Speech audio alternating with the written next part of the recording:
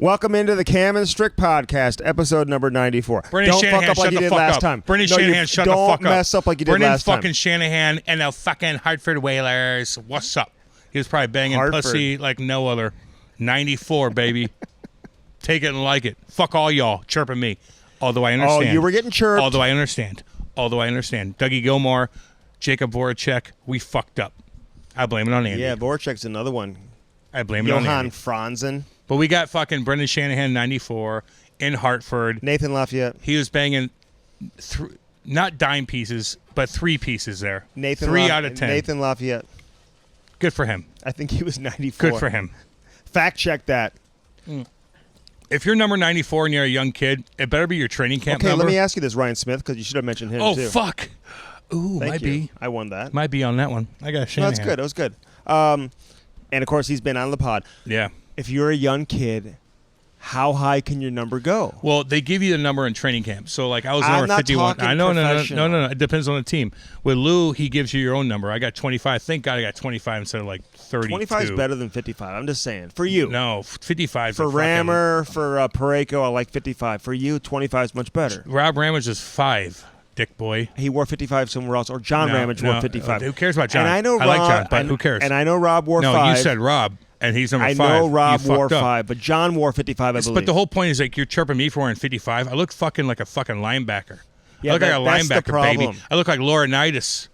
That's what I look like. James Laurinaitis back in the Rams days when we used to party together. But why wouldn't your jersey come down past your elbow pad? Because I put my elbow pads up, baby, so when I fought guys, I could throw my elbow pad off easy. Did you ask for extra tight sleeves? No, I loosen my sleeves up so my elbow pad can get off and I get my arm out of it. Homeboy. Any other questions? Yeah, terrible look. Terrible look, yeah. Coming from you. You It's fucking a clown. terrible look. Oh, fuck you kidding. The 40-year-olds didn't, the women didn't mind it. No? With my fucking sleeves cocked up. Like, what's up, You baby? didn't have I got testosterone. You didn't have Instagram back then. I got testosterone. Thank God. Thank God. I have 15 kids in this goddamn You had Harry's town. gram. I didn't need anything. I go to Harry's every night. And it's like, what do you want? You want a young girl? You want an older broad? Like, what do you want? Like, oh, I'll take that. That's I'll the take way that it one. worked? Yeah, kind of. Listen. I mean, it kind of did. I mean, wouldn't me lie to you about it and say, no. Girls looked at it and said, I don't want those hockey players. They got money and they're good looking. I don't want them. I want these guys over here that are construction workers. Nothing wrong with that. But you think that's what went down in Harry's? Construction workers are... Nothing wrong with that. I had my buddies that are construction workers, and they didn't even act like they said, I'm a construction worker, and they still got laid. Okay. But they're with me. But go ahead. Have you hung up your Christmas lights? Yeah. Did you? Yeah, man. Yeah, it's too early. Is it? Oh, yeah. Do you make the fucking rules, Well, I'm just telling motherfucker? you it's too early My to do wife it. wants to get happy. Why and she's like, are you doing it earlier and earlier? Because it makes you happy. My wife's like, okay, let's put the Christmas decorations up. We'll make a fire. I'll take a picture of my little kitty cat. It'll get a bunch of likes on fucking Instagram because that's what I fucking do. The house looks cute. The fire's going on. I have Christmas decorations out the wazoo. I carry them up. She puts them together. That's what we do, Andy. Sit down. Sit son. down, you say. Okay, let me ask you this. What? I think Christmas lights and Christmas decorations don't go up till the day after Thanksgiving. You shouldn't listen to Christmas music till the day after Thanksgiving, and you shouldn't be putting up your Christmas decorations. You're going way too early, so you're part of the problem. What's That's why the problem? everyone's starting to decorate for Christmas. Well, what's the problem? When it's Halloween season still going on. It's a problem that my wife's happy? Is that a problem? Because not in my household, you can't be happy with some Thanksgiving decorations? It's the same shit. What do you call those corns that look like horns? I got those up too, what are they motherfucker. called? What are they called? A corn on a cob? No, a cornucopia? Is that what it is? I don't know. A corn on a cob. Like, not like that. I'm talking What? like the Thanksgiving decoration. You have the corn on the cob with the long husk. Yeah. You get some. Where are you from? You get some dark kernels, some light kernels. You know what I'm talking about? What the fuck are you talking about? The horn thing. What is that? A Viking horn? That's a myth. Vikings never wore horns when they fucking ravaged and fucking pillaged these are villages. pilgrims. Do you believe in pilgrims? Yeah. They didn't wear horns on their fucking head. What is wrong? What school did you go to? What did pilgrims do back in the day? Well, they came and they tried to adapt to the society dealing with Native Americans who were like, what the fuck you guys doing? Then they made trade, and then they started like kind of like, you know, coming together, and then another faction of the Indians would be like, I don't like them, I'm going to kill them, but then the Americans would have guns, and the Indians didn't. It's a big fucking clusterfuck. Wow. And they shit-kicked each other. The Indians fucking ravaged us for 400 years. We shit-kicked the Nazis in like 20 minutes. Does it bother you when like the Kansas City Chiefs are called the Chiefs? No, but the Blackhawks. No, There's some people writing about that right now. I know. Why would it bother me? That shouldn't be called the Blackhawks. I'm a blonde-haired, blue-eyed dude from like fucking Scandinavia, homie. Like, but if a Native American said, "This fucking bugs me," Cam, like, "Yeah, hell yeah, man, I get you, man. What do you want to do? You guys kick the shit out of the fucking Americans and everybody here. We came over here and we like took your grip, and you guys had to fight us. You guys There's actually a a story behind the Blackhawks. It's like there is a Blackhawk guy. Yeah, he's like a badass dude. Yeah. Like, so you're pumping up, but the Redskin is like saying, if you say Redskin, it's not like a Black Hawk where the Black Hawk guy was like a fucking badass guy that helped people and this, that, whatever it was. I mean, I don't really know. But if you say a Redskin, it's like you're a white boy. Really? Yeah. I mean, I think so. Wow. So you had no problem in Washington getting rid of the I don't have a problem with a goddamn thing, homeboy. I'm blonde hair, blue eyes from Scandinavia. I don't give a fuck. But if somebody else cares and they explain it to me, I'm like, yeah, okay, I get that. Did pilgrims eat turkey, you think, or no? Man, no, they eat whatever they fucking found in the Northeast and Boston and things like that. Like, I'm sure there's turkey, there's deer. They How did did everything. we all of a sudden get to this as the Thanksgiving meal? Turkey and stuffing and mashed potatoes? It's just, how'd you get to the Christmas thing? How'd you get to Easter Bunny? How'd you get to anything? Like, it's just like a thing that we kind of came together over the time. And like, this was like the positive part of this era, and we're gonna embrace it. That's it. No, that's a good answer. Yeah. Are you a Ninth cook grade education on Thanksgiving? Fuck yeah, dude. And Now I am. Okay, what are you making this year? I'm going to make a turkey, and here's what I'm going to fucking do, dudes. If all y'all want now, okay? I'm going to stuff that. I'm going to stuff that motherfucking turkey. I'm going to take onion, blop. I'm going to take lemon, blop, blop, blop. I'm going to stuff that ass like this. I'm stuffing that ass. You got to put apples up there. I'll put an apple in that mug. I'll take lemon cut in half. I'll take onion. I'll cut that fucking bop. Stuff that ass up, baby. And then I'll take a butter. No salt butter, and I'll take rosemary, spices, stuff like that, and I'll take the skin. I'll lift the skin up, and I'll jam that butter up there like this. Blop, blop, blop, blop, blop. And I'll stuff that butter, baby, and I'll skim it out like blah, blah, blah, blah, blah, blah. And then I'll put it all over the thing. Do you roast it, or do you bake it? I could smoke the motherfucker. I could put it in the goddamn oven. I could do what the fuck I want. What are you doing? But I'll let that butter simmer down. I'll put more butter down the thing, and that's my too much butter. It's too much butter. It's my gravy, dick. Oh, it is. God, is he dumb? I'm looking at my engineer right now. Is he dumb? Dude. Like, is he? What do you mean it's your gravy? It's my gravy. All that butter and all that That's shit. That's like the au jus. It's my gravy for the... Yeah. No, au jus for a fucking roast beef sandwich, homie. I know that. But you baste it with you extra. baste it. Boom. Yeah. Every 30 minutes, I'll take it out and baste that motherfucker like boom, boom, boom. What's up? And then at the end, I'll put more stuff in the gravy, thicken it up. You have to cook it all day long, right? Andy, I know. I'm making sure you know. Oh. What else is on the menu? Kate does all the other bullshit. But for Christmas time, I'm going to do the... we're thinking Christmas already. You're thinking ahead. Yeah, bone-in, standing rib roast. What? I mean, what are you talking about? You know you're doing that already for Christmas? Yeah, of course. A standing rib roast, which is like... A standing who? Rib roast. I've never heard of it. Honestly, it's the I've never bone... heard of it. It's the... Yeah, you did. I've never heard of a standing rib roast ever. Really? No. You never had a standing rib roast? I've heard of a roast. I've heard of ribs. I've never heard of a standing anything when it comes to roast or ribs. It's the best steak in the world. It's just the fattiest thing. You put it on.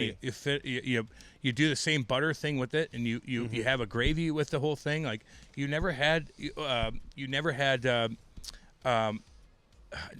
standing rib roast. No, but there's a better term for it, and we're gonna have to edit pot this roast. No, it's not a fucking pot roast. It's a It's prime. It's a prime rib.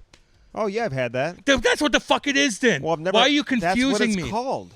But the standing rib roast means that bones are still in it, and you tie it together. And so whenever I cook it, I want that bone to inject all that flavor, and then at the end you untie the fucking strings, and the bones come off, and you cut it in. Flavor. Fuck, are you dumb with shit sometimes? You put some mango on there. No, you don't do that. You said that last time. I'm like, fuck off. You got so mad about it. Well, it's like you don't know how to cook. You got 3 kids. Dude, I'm a great cook. No, you're not. Yes, I am. No, you're not, dude. Oh, you're going to get beaked so bad on the comments, dude. Why? All you Canadian boy, all the cooks out there. All the cooks? Dude, I'm a great cook. No, you're not. I make probably the best mashed potatoes you've... Who gives a fuck about that? What's the main fucking course on that? Turkey. Are you making a turkey? No. The wife makes it? She's probably making that. And that's fine. I'm just saying, like, don't act like you know how to cook. And all you right, don't who's coming over for Thanksgiving? I haven't decided yet. I get random people showing up at my fucking house. Like your neighbors just come by? Yeah, let's stop by. With handout. They get like a paper plate. I don't have a pile of dirt in my driveway anymore. All the fucking kids in the neighborhood will play in it. Can I give a shout out real quick? Yeah. We had a great story, right? That kid Mike Brooks. cancer. Oh, God. Doing all the chemo Mikey treatments. Brooksy. Oh, God, all you guys, I swear to God, I have so many awesome stories about just not. I shouldn't say awesome, but I guess these are good. But like heartfelt. Like God, I'm gonna cry. Yeah, you guys make me fucking cry. He's from like the Edmonton area, I believe. Or he's in Alberta. Yeah. So he could be anywhere in Alberta. I don't know how well you know Alberta. You probably don't know it very well. I mean, I've been up there. What do you know about it? Did you travel up there? So anyway, let me just set the scene. Yeah. So obviously he was sick. He's got a wife. And he was doing chemo treatments. I mean, he had a bunch of chemo treatments, a bunch of radiation treatments. He sent us a shout out and said the podcast helped him get through it. So we appreciate that, Mike.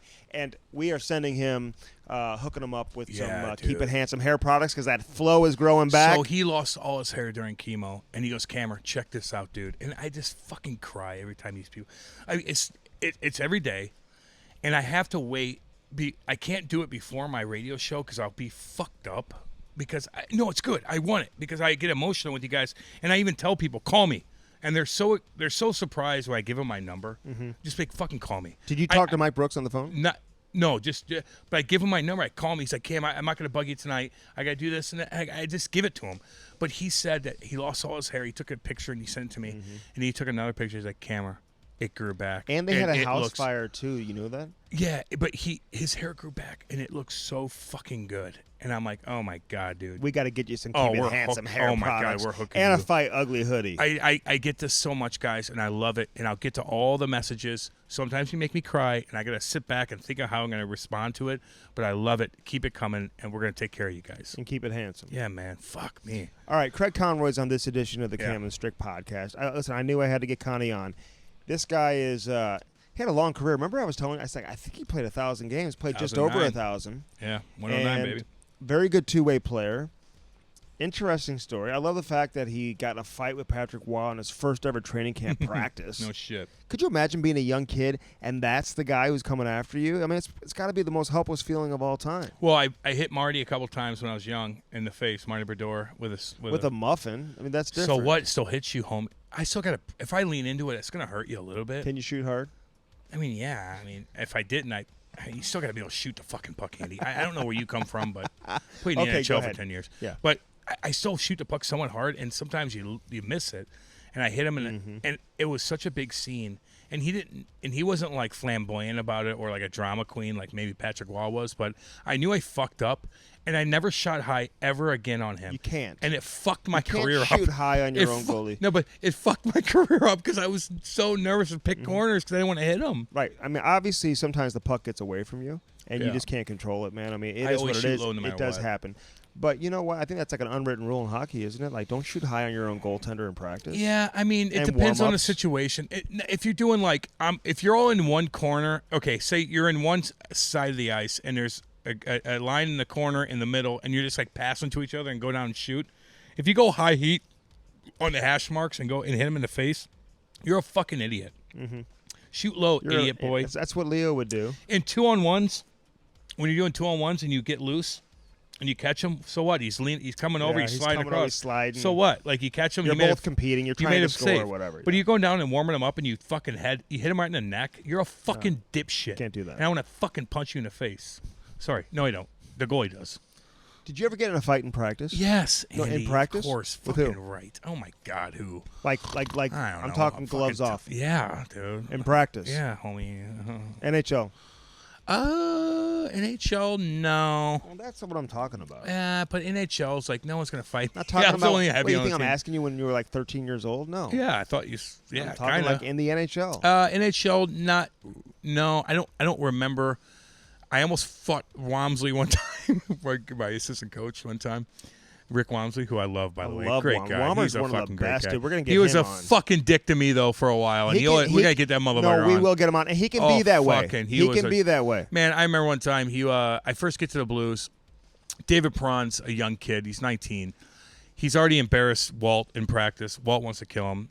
I get to know Perry. I like the kid. His dad loves the way I play. I just kind of like that thing. If your dad knows, I don't know. Anyway. I do a one-on-one with Perry in front of the net, just one-on-one. I didn't know who the fucking kid was. He toe drags me, Andy. Oh, God. Who, Perry did? Oh, yeah, David Prawn. As a rookie. I mean, toe drags me, makes me look like a fucking piece of fuck. And Rick and I sat that game out. And Rick Walmsley looks at me and goes, no wonder. No wonder. No wonder you didn't play. No wonder you're not in the lineup. So no wonder was you this fucking like suck. a after practice like bag skate Yeah, type thing? yeah. Okay. And I look at him, I go, and I lose it. Like, what the fuck you say? Like oh. No, you didn't. Oh, yeah. You said He's like, no fucking wonder. Skates away. I go, I'm going to fuck you up. You said that to him. Oh, God. I wanted to kill him. And I just had to control myself. Perry's dangling me like I'm a fucking jackass, man. He did it to Walt. He does it to everybody. Like, he's so skilled. He made me look like a fucking asshole. And I was already kind of losing it. I'm stressed out a little bit. And Weimer throws that bomb on. No fucking wonder. And as he should. Every time I look back at things, I'm like, yes, he should. If I was him, I would have said the same fucking thing to me. But I'm a psycho. And I go, what the fuck do you say? And it just gave him that look, and we kind of went back and forth. But you didn't have to be separated, nothing like that. No. Maybe a little bit. No, but I'm like, look, don't you motherfuck me. And he because should have. Walmer's emotional too, man. Totally. He'll get under the skin of guys too. He had his job on the line. Like, he had to do shit. Like, again, at he the became time, the head coach down in Peoria. Yeah, no, I remember seeing him when Painter, I think, came up. I remember playing in the minors and seeing him be like, Garrett, get the fuck in here. After a game, I walk in and say hey to him in the he's the best room. man. I love Rick Walmsley, man. And he'd like laugh at me because of that shit. I was just a kid. I didn't know, but I look back on everything I've done where I get pissed at people and I'm like, God, they were right. I was wrong. Do you get road rage? Fuck yeah. You do. I mean, yeah. Control yourself. Motherfucker, have I been in jail yet? You're good. You're doing pretty good. I mean, I Jesus see some Christ. people just lose their mind on the road. Like, I don't get that angry on the road. I'm all right. Somebody can cut me off, and, like, I may, like, speed past him, but I'm not looking to, like... You can't trust anybody nowadays. Well, if he's got a big Dodge Ram with ball sacks hanging out the back. Well, I'm not fucking that especially where I live. I mean, you just never know, man. Where you live? The hockey mom going to fucking smack you? The fuck you kidding? Hockey mom.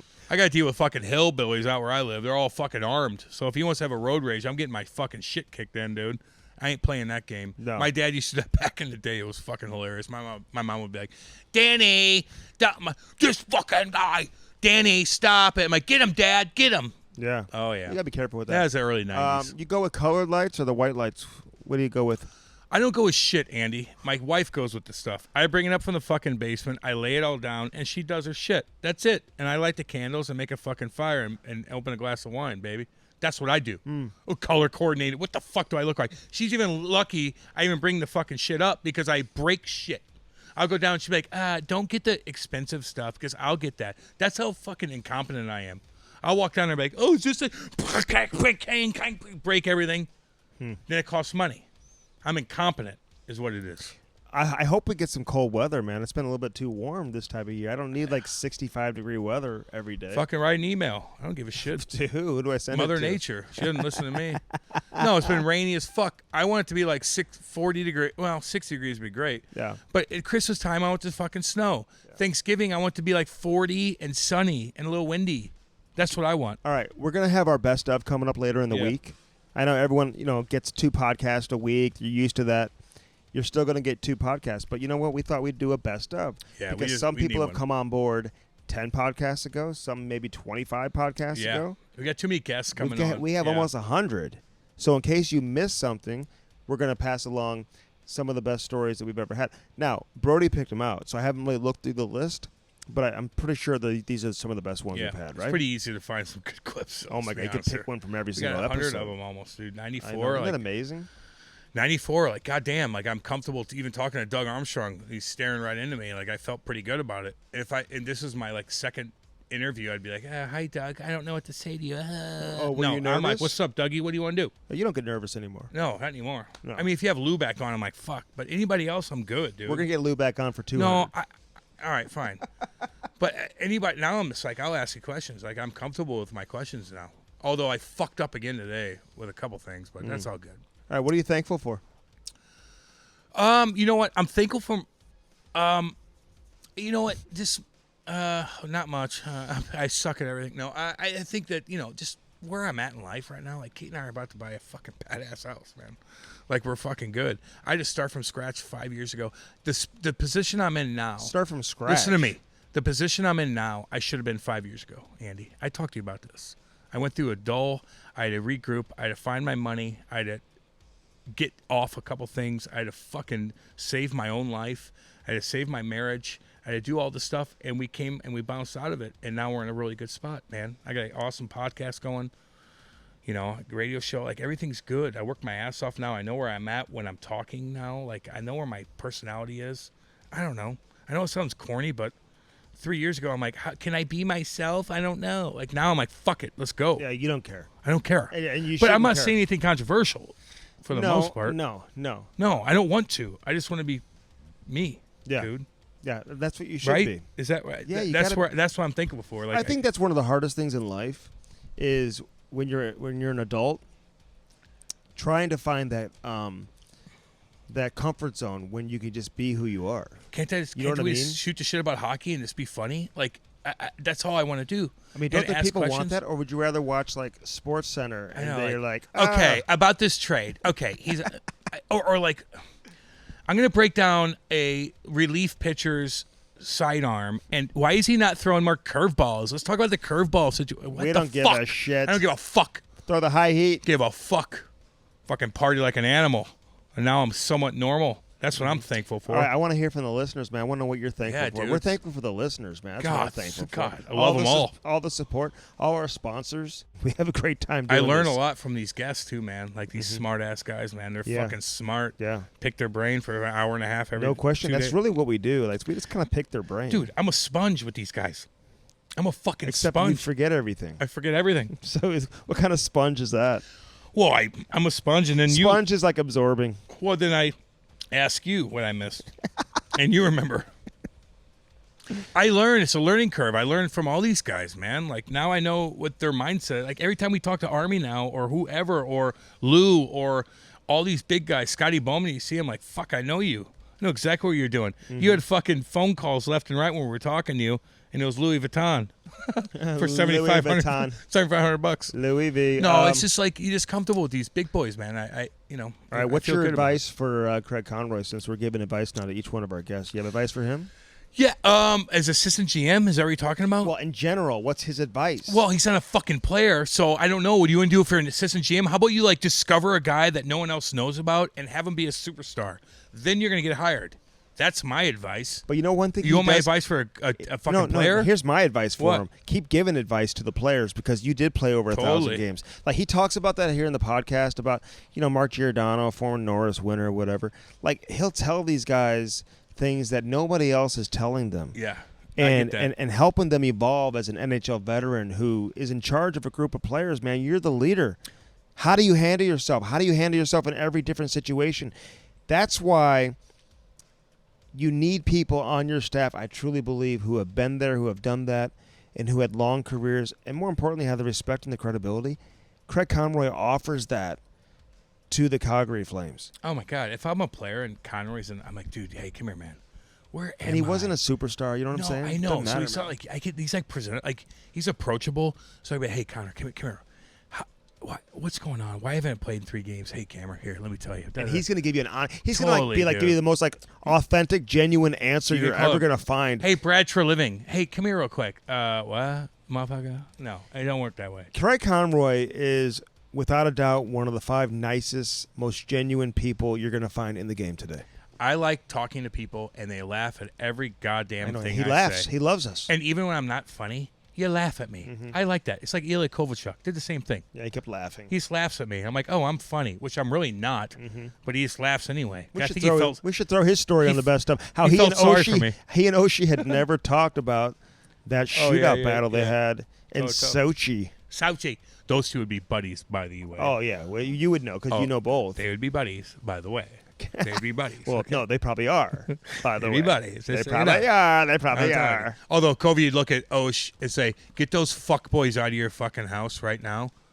Get those fuckboys out of your house right now. Bunch of chazzes. Bunch of fucking chazzes at your fucking apartment. Don't make me come over there and bang the door down and step over and kick people when they're laying on your ground and your fridge is open. I'm going to kick them in their fucking stomachs. Get out of there. Fucking weirdos. Kick them in their stomachs. Oh, no, Don't do that. I had to one time, but it's all good. You been watching the red and white scrimmages or no? Hell no. Did you know what he was talking about when he said that? Yeah. Give me your honest answer. No, I'm out watching pregame skates. But did you know what he was talking about? I'm from Eureka, Missouri. Yes. Okay. Yeah, Kirby Doc's kicking the puck this way. Hey, can we just talk about that real quick? These guys are like, what? You're sending me down to the World Juniors because there's no hockey going on right now? No, he's not making 800. He is. That's his salary, but with rookie bonuses, he's probably making over $3 schmil. Oh, fucking A then. Okay. That's my point. And he's like, I'm out of junior hockey. What am I doing? You're sending me down here, and we have like curfew. We got to be to the rink. Like what? What are you going to do? Bench me? I'm fucking smashing 45. Do I have the wrong attitude or no? No. Okay. If I'm making 3, I'm a fucking pimp. And he and cousins are like, "What up? I'm here for practice." I'm like wheeling around. What time's pracky? I'm wheeling around Chicago as a big dick. I got fucking coin in my pocket. I'm at Viagra Triangle. I'm sniffing around all fucking night. Also known as the Gold Coast. Like pussy everywhere where you walk in, like women are like, and they're all over me. They're all over me. They're smelling his hair. Like I'm gonna do whatever I want to you, and you're gonna whatever. And then now you go to junior camp, and they're like, okay, guys, here's Sesame Street. Let's watch this for 2. And then Kirby's probably like, I'm banging pussy. The fuck do I look like? The fuck out of here. I'm gonna be 11:30 practice. I'll be here 11:30. Sit the fuck down. And I'm taking everybody out. Like I'll take the buys out, and we'll fucking win this whole thing by fucking 20. Dylan Cousins too. Dylan Cousins like I'm doing whatever Kirby Doc is doing. I'm fucking sniffing around, and I gotta hang out with little boys now. Like get out of here. We have a game against Slovakia. We got fucking curfew. Okay, like what? Smashing fucking broads. Get the fuck out of here. Anyway, that's but I didn't mean too extreme. I'm sorry, but I love Kirby Doc, man. Yeah, dude. But again, and then who's the coach, by the way? Forgot his name. Okay, it's kind of like a French But he name. came up to me and goes, "Motherfuckers, get the fuck out of here." He's like, okay. And he's like giving them like a fist bump. Let me just tell you exactly. I kind of like that. Here's exactly what went down. Kirby, Dylan, I need to win the gold, and I need you to win the gold, so to help my career. I need to make as much money as you. Can we just pretend that I'm mad, even though I'm not mad? I don't care if you never practice at all, but let's just watch the rest of the practice in the stands, so I can tell the rest of the players that I was angry. Kirby, listen. That this is not tolerated. You're fucking late. I just want to know what she looked like last night. Was she a fucking dime piece? What do you fucking do? I mean, seriously, though. If I'm Kirby, I'm like, I'm taking the boys every fucking Kirby, can night. you wheel another one for me? Like, we're going out Kirby tonight. Like, fucking right, you're going out Kirby. I'm fucking taking you guys everywhere. Kirby, Doc, put the C on his chest. Get some fucking domes. Those are condoms. Not just sailors wear them. You got to use them sometimes. If you don't, take Zithromax. I'm going to drop the puck to my skate and kick it over. I'm going to kick it over to you and embarrass everybody. Something I would never do at a Chicago Blackhawks practice because Kane and Taves would probably kill me. And Duncan Keith would probably two-hand me over the head. But we're not at Blackhawks practice. No, I'm with children. I'm at junior practice. With $3 million in my bank account. So you don't want to know how much I care about this right now? Watch this. Watch this. Drop pass to my skate. And then I'm going to fucking wheel a 40-year-old tonight. And I'm going to crush him. And all y'all are going to watch. And jerk off, which is fine. No, we've done that before. It's all good. That's what we're telling. That's exactly what went down. I know. Everybody's like, we talking about Cam. That didn't happen. No, everybody's like, this was great for the coach to set the standard, to let them know what's acceptable and what's not, and to send the message. No, this is exactly what went down. Shit. Get out of here. He was like, Kirby, just pretend I'm mad. Hey, Kirby. And then when I address the rest of the team, just go along with it, okay? Can I hang out with that girl you hung out with last night? And Dylan, you too. Dylan, did you get laid? No? Okay, I don't care about you. Kirby Doc. No one cares about Dylan. That's our guy. Fuck he is. I love it. We love all you guys. He shows up right after practice. the last two to get on, man. I'm dying. And I'm just reading all the tweets from being like... He just got back from that broad's house. Like, what are these guys thinking? How could they do that? What do you mean, how could they do that? Because he's got... He was up all night he's fucking sign. He's going to sign an 8-year deal in 2 years. The fuck's he care about a gold medal at this point? He needs a Stanley Cup. Sign a $70 million deal in 2 years. Anyway, we're kind of joking, but we're not. You know, I joke a little. It's kind of true what I said. Just so funny, man. I'm sorry. I'm sorry too. Sorry. All right, Kirby Doc is brought to you by CarShield. Why Kirby Doc? And Dylan Cousins. What's going on in the USA Craig Conroy. camp? Do you have a report for the USA camp? Do you have anything? No, I don't. Why would I have a report? I'm not watching it. I gotta fucking talk about football every day on my radio show. I love the World Junior Championships. So do I. It's my favorite. Just get it going and I'll watch tournament of the year. Andy, get it going first and I'll watch it. It starts the day after Christmas. I know, and so it's not like, Christmas. Okay, so he missed. We're not even to Thanksgiving. They're having like a month-long camp, and he was late to practice. I know, and you're asking me about like the lineup. And he'll be late again. Oh, do you know the line No, combinations? I don't, motherfucker, and I don't care. Oh, the red and white game? What, the red and white game? Like, oh, cool. Like, what? Fucking talk me in a month. Jesus Christ. I don't give a shit. Well, it is brought to you by CarShield and carshield.com. Mention the promo code CAM. Yeah. You'll save 10%. Listen, I was thinking about this the other day. If you don't know what to get that special someone in your life for Christmas, Give her a car?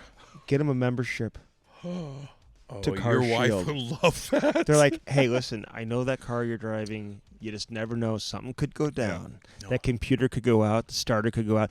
I don't want you driving Marge's car or your Who's mom's Marge? car. Who the the fuck's neighbor. Marge? Or your mom's car. You would live next to a Okay. Marge in Yeah. wealthy part of Ladue. Fucking Marge. Marge. Hey, There's no Marge I in my don't- fucking son. I don't want you driving anyone else. I want to be protected. No. We can send it to Here. Ron's Auto if we want, and they're going to bring us a rental car. Yeah. Mention the promo code CAM. You'll save 10%. 800-857-2481. I'm going to do this. Kate, I know you want a lovely ring. I know you want that lovely necklace. No, I know you want what this. she wants. I'm going to give you fucking CarShield insurance. That's exactly what we're giving you. Yeah. Hey, Christmas came early, girl. I'm getting you CarShield. No, Hey, I get it's the that. gift that keeps on giving, Fucking and you A. know that. That's what it is. The gift that keeps on giving. That's the quote of the year right there. CarShield, baby. We're doing a commercial with them, too. CarShield, I'm going to look fucking the gift that sexy keeps on as giving. fuck. Oh, what are you wearing? One of your like Nothing. Three I'm wearing shirts? nothing, and it's going to work.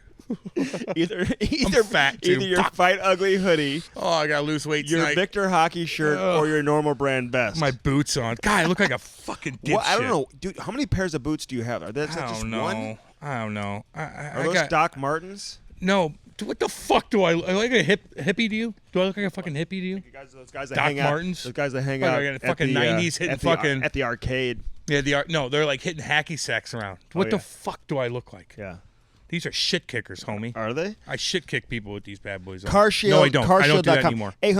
800-857-2481. Also, going in that stocking this year, actually just put it under the tree. Because there's different levels of presents. This one belongs under the tree. Your big box of Bud Light Seltzer. Oh my God! You're getting laid. Are you? On Christmas Day? Well, I'm going to. A Christmas baby? Unless I smell like shit. Although she kind of likes that for some odd reason. It's Who weird. does? If I played a hockey game and I didn't shower, Kate would still sleep with me. Ah, I probably shouldn't say this that's out loud. gross. That's disgusting. You're saying she's gross? No, I'm saying that's gross that you don't shower after you play hockey. I would 100%, but if I did, yeah, I chirp kids that don't do that. But if I didn't, I'm saying my wife, I think she kind of likes that smell. yeah. Like you're a fucking That's man, because baby. you got a little Keep It Handsome in You're a there. man. It covers it up. Smell that stank. Oh, I don't get it. I know. I'm like, oh, Jesus, girl. I I'll jump don't in the get- fucking I don't shower. get it either. I'll jump in the shower, girl. I'll Yeah. fucking clean up, This baby. is confusing for all I ain't of no us. hillbilly. Kind of. Okay, do you know the flavors for Bud Light Seltzer? Go ahead and tell our listeners the flavors. Oh, I know the one flavor, baby. It's mango. Everybody loves mango. Andy thinks you could put it on your turkey. Don't do that. Just drink it. Drink the mango. Hashtag it. Tag Cam and Strick Podcast. Show me what the fuck you're doing. Would you eat Don't a pour what? tofu turkey or a field roast? The fuck does that mean? You can put some mango on What there, the fuck too. does that You mean? Put some mango on Tofu what? turkey. What does that mean? A tofurkey. What does that mean, homie? it's Where a- are you from? It's a What, is this what wealthy people do? no. It's a tofu turkey. It's called a tofurkey. What the fuck do I do with that? Would you eat one? I mean, I'll eat anything, but is it what do I do? No, is there no meat in there? So I got to put tofu in the turkey? What the fuck are you talking about? Why are you confusing me? That's what it is. It's a tofu Who turkey. is what? Who does that? A lot of people. Oh, a lot of people. Oh my god! A lot of our I listeners. hope Canadians, a lot of our listeners all you do. bad boy Canadians, I love you all. Fucking bash Andy so bad, please. Why? Bash him. I didn't He's a wealthy little boy. He lives in the wealthy part of St. Louis. He's not normal to us anymore. You're with me now. You're spreading fake news. You're with me now, Fake news. audience. Tofu turkey. Who the fuck does that? I'm talking to all you guys. Cam, I see them everywhere. I'm asking you, would you eat one? I'll eat anything. That's the answer. Would I make one for my people? I'd be like, they're like, oh God, Cam's gonna cook for us. Yes, yes. And I'm like, here you go. Oh, never mind the turkey meat. I got tofu. And they're like, what the fuck, motherfucker? A field roast. What does that mean? It's though? like Is it feathers? It's like a holiday roast. Of what? It's like it's made of like all different types of stuff. Of what, Andy? It's just not turkey. It's not meat. So okay, like turkey and chicken and like some steak or something. It's not meat. It's then vegetarian. What is it? What is it, Well, Andy? we'll have to look up the actual ingredients. I see You're them. so confusing. I see them I'm getting everywhere. sick of this shit. I see them everywhere. No, you don't. Yes, I do at grocery stores. Who does that? Oh, a lot of people. Okay. No, okay. A lot of NHL. Hey, Cam, can you make that turkey that's not turkey? Hey, a lot of players do. So, anyway, Bud Light Seltzer, strawberry, God damn. black cherry, lemon lime, and mango. And Mango. yes, grapefruit, pineapple, cranberry. They have all the new flavors. Get the ugly Christmas sweater pack. That's kind of cute. Yes. That's kind of cute. Put that under the tree. I think that's kind of cute. You Yeah. put that bad boy around. You hand that bad boy out. Yes. Do your thing. Yeah. You got the Christmassy shit going on. It tastes different. It's unique. It's 'tis the season, and not to mention you can mix and match different shit with it too. Like it's all good, guys. Check it out, man. Mango. That's not part of it, but I'm gonna say mango anyway. That's what I do. KeepItHandsome.com. Get those hair products. Get that beard moisturizer. You need the beard moisturizer, especially this time of year. Your face gets a little bit dry with the wind and the It cold does. weather. You Big need time, that. Andy. You're right on that, homie. Thank you. You are 100% right on that. My beard's getting a little thick too, baby. Is it? So is mine, actually. So, Andy, you don't have a beard. You're not going to grow a beard. I am. You don't gonna need go in. beard. Don't waste the fucking moisturizer. Don't. You get the head balm, which I love using every Yeah. morning, man. Okay, I love I'll it. give you that. The hair balm is just amazing. The hair My- balm's my fine. head feels amazing. It smells handsome though. All these guys are like, no, Yeah. you do smell handsome. You do. Like when your wife walks by and she's like, oh my motherfucking God. Like I smell my wife's hair all the time. I'm like, God, I want you. And then she smells mine. She's like, oh, I want fucking you. And I'm like, oh, perfect combination. Let's go. Mm-hmm. She smells my fucking hair and she wants me. She wants me sexually, Andy, and I like it. Okay. KeepItHandsome.com. Get the Fight Ugly hoodie. Perfect Christmas present. Go to KeepItHandsome.com. Get that Fight Ugly hoodie. We just posted the picture on Twitter and Instagram with Patty Maroon, who was Never heard of him. Our guest on episode number 93. Cam didn't know that Doug Gilmour wore number 93. Oh, so dumb. Or Voracek. So dumb. And but Patty was great. Love having Patty Maroon on. Loves that Fight hoodie or that Fight Ugly hoodie. You can get one too. Get one in time for Christmas. All the wives are kind of listening right now. The husband listens to the podcast. You want to know how you can get one for your husband? KeepItHandsome.com. Mention the promo code Cam and Strick. You're going to save 15%.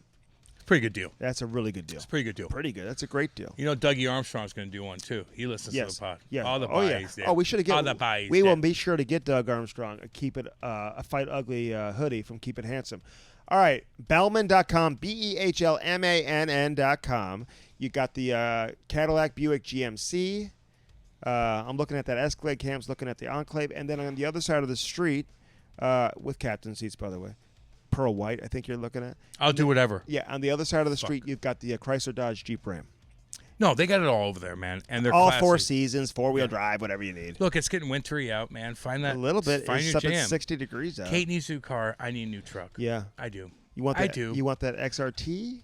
I need a Jeep. I want the Jeep. I like the Jeep, man. I can put my hockey bag back there, although I don't move my hockey bag because I have my own beautiful stall in a $1 million locker room with my fucking, like my portrait everywhere in the locker room and things like that. And I get That's not true. catered around That's everywhere. not true. It kind of is. Oh, is your portrait up there? I'm sorry. Of you interviewing somebody? Portrait. The fuck on. I don't need to move my shit, but I want a nice vehicle. I could cruise in and out of traffic. I can go downtown, do radio shit, blah, blah, blah, blah. I want that fucking Jeep, baby. Let's go. Okay, well, then you go to Bellman.com, and they'll buy your used car. So if you have a used car, you don't know what to do with it, they'll pay you good money, man. Top dollar for that. So bring that in, take it down to Troy, and then drive off with some new wheels. And you're going to get the best customer service you'll find anywhere. The customer service is top-notch. It's top shelf. They treat you right. You can send your wife there. Oh, motherfucker. Guy walking into some of those places. Kate would walk in. Again, 10 guys. 10, I'm going to be dead serious on this. You guys know what I'm talking about. Your wife walks into a car dealership. 10 guys walk out like, bah, da, da, da, da, and they're like, oh, who's this one? And she's like, what? I just want to look at this Jeep. And like, fuck, get out of here. Let me smell your fucking hair. Like, what? Unacceptable. I don't like that. I want my wife to walk in and be just like, be greeted like normally. Yeah. Like yeah, walk yeah. in and show different things. Maybe they only want to, she don't want to talk to somebody. She just goes and looks around. But you got 10 swinging dicks coming out fucking swinging their dick around like, oh, here we go. Like, fuck you.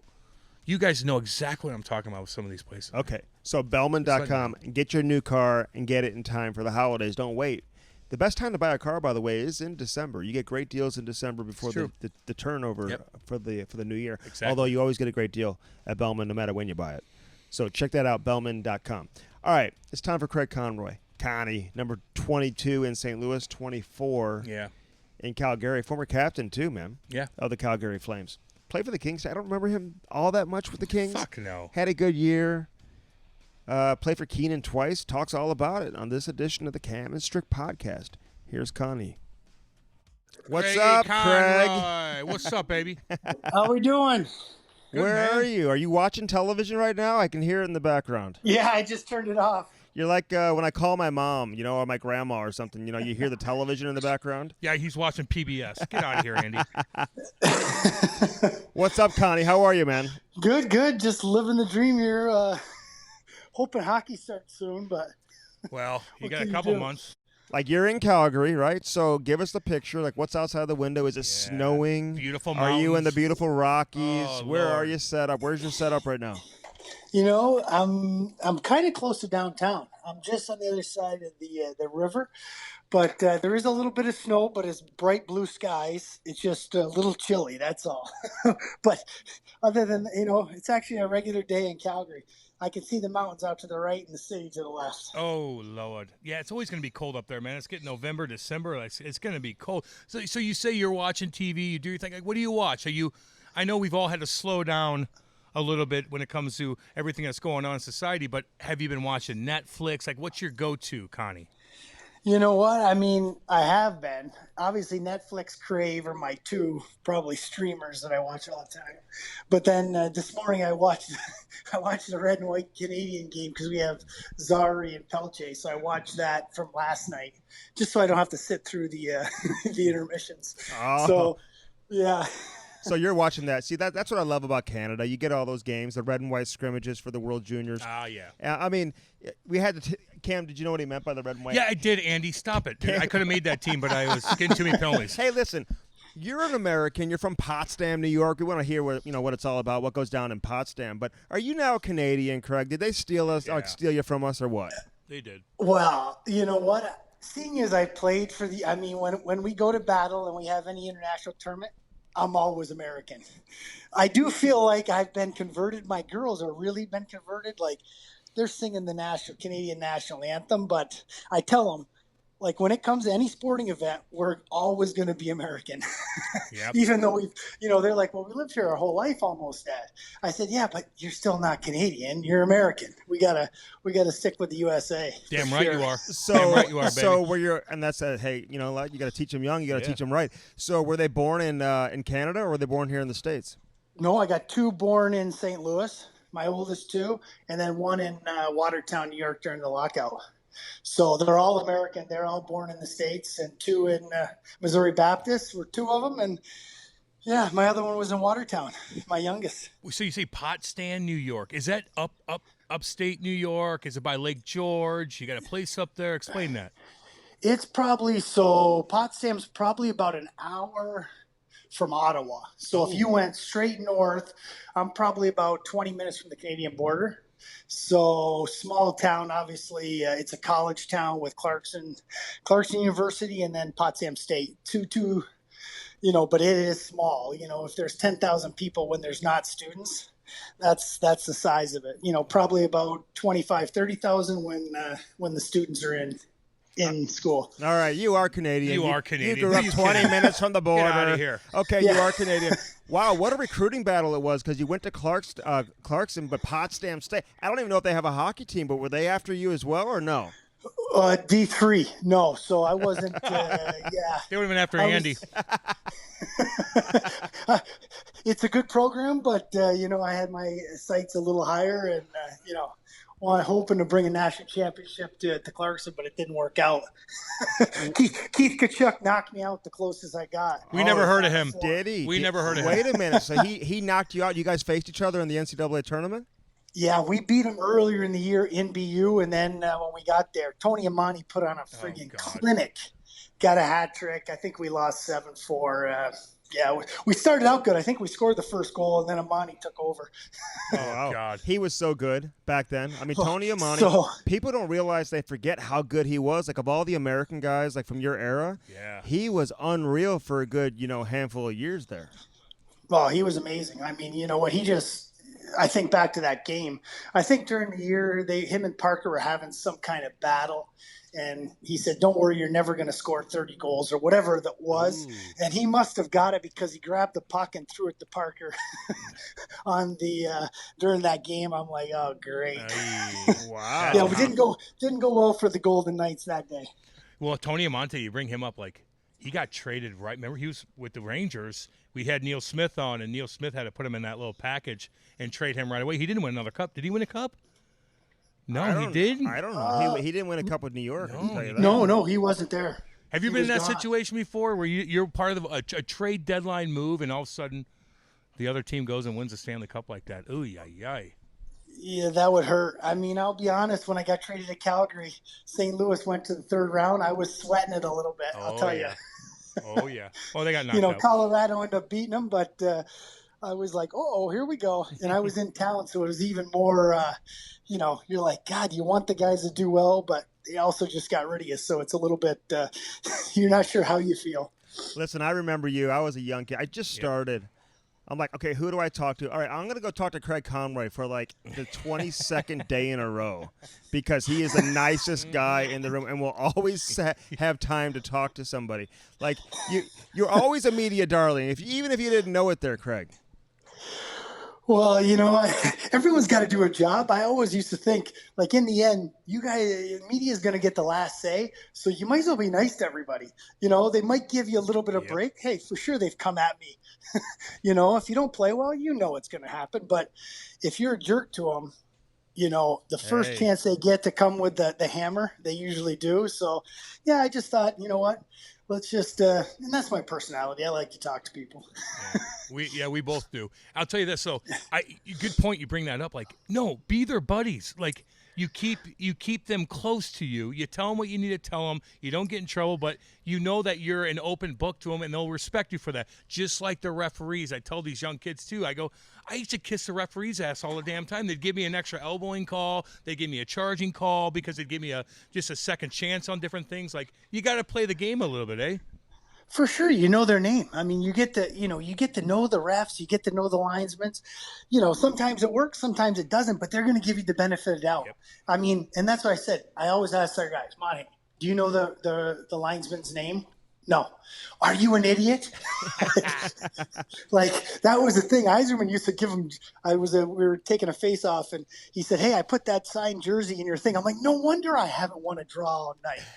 There it is. That's funny. Yeah. Hey, you mentioned Tkachuk though, and like Matthew's such a star there in Calgary, and obviously you're the assistant GM there. So like when you see Big Walt come into town. Does management say, okay, let's let Big Walt come up to the box and watch practice with us? Like, do you guys pick his brain? Do you talk to him about the team? Or, like, you can't treat him like he's just one of the regular dads, right? I mean, this guy played well over 1,000 games. You played over 1,000 games, had a great career. So, like, I'm sure you guys talk a little hockey with him when he's in town, right? Oh, for sure. We hang out. We actually spend some late nights together. Oh, that's weird. Oh, yeah. Never heard of anyone doing that with Big Walt. The thing is, so I play with Big Walt in the U.S., all the U.S. program stuff and the Olympics and stuff like that. So, I've known Big Walt for a long time. So, yeah, when he comes in, it's more like a buddy's coming in. Mm-hmm. So, yeah, we go out, we have some fun.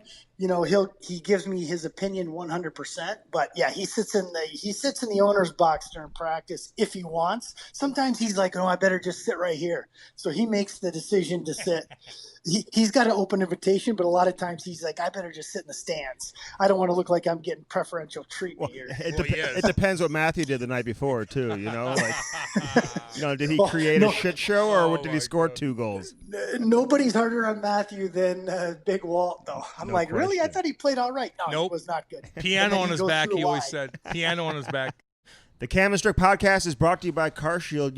Nothing more frustrating, Cam, than when that engine light comes on and right off the bat, you're going to have to spend thousands of dollars to repair your vehicle. Call 800-857-2481. Mention the promo code CAM or visit carshield.com. and use the code CAM to save 10%. Yeah. That's carshield.com. A deductible may apply. Save yourself money. Sign up and get your coverage now with carshield.com. Now back to the interview. No, isn't it weird though? Like, I love this. So, and Andy knows this as well. Like, you know, you talk to, and Andy coaches AAA kids, and he deals with parents. Oh my God, the parents that you deal with, and it's weird when you talk to, for the most part, I'm going to say that for the most part on this, when you talk to a normal parent, their kid's the best. Their kid's the best. Nothing they do, they're perfect. They do everything right. Blah blah blah blah. But you talk to an ex-player, and you ask them about their kid, and you know how good he is. They always humble him right off the bat. If you're an NHL player, you humble your kids. You tell people when they ask about them how they got to work on this, that, and the other. I mean, do you notice that too when you talk to a normal parent and you talk to an ex-NHL guy, how they, pump up their kids? It's totally different. Well, for sure. They're always expecting more, They almost want their kids to be perfect, so they'll nitpick every little thing. Yeah. I'm like, well, no, they're pretty. I'm like, exactly. Like even when we talk about the game with Matthew after, the next day when Big Walt's here, he'll find little things. I'm like, oh yeah, you're right. But I mean, are we going to nitpick every little thing that every guy does? We won the game.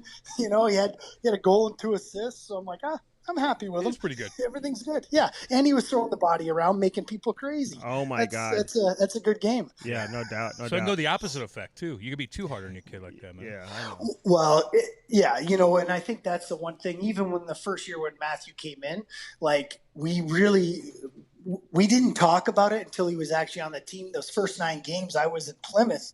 And I ran into Big Walt and Chantel, and I'm thinking, and they didn't ask me a word, like, is Matthew staying? Is he going? So, they let me off the hook a little bit too. They didn't put any extra pressure on me. Yeah, they get it. Yeah, they get it. Until you walked away, Connie. Until you walked away and they fucking chirped you. They're like, that fucking prick. He better have my kid staying in Calgary. If we would have sent him back the next day, because I think it was the next day, but we kept him. Yeah, I might have got a different response the next day at the rink. All right, tell us about your upbringing, though, man, because obviously you had a good upbringing. Somebody got you into the game of hockey. Your dad was a player. Like, he played at Clarkson, too. So is he from Potsdam? What had him stay in Potsdam to raise you guys? No, you know what? That's where you say I'm Canadian. I'm half Canadian. I am half Canadian. He's from Ontario, so I think that's where the hockey started from. But I had 2 uncles that played at Clarkson, one from my mom's side and my dad's brother, and then my dad played at Clarkson. So it's definitely a family affair up there at Clarkson.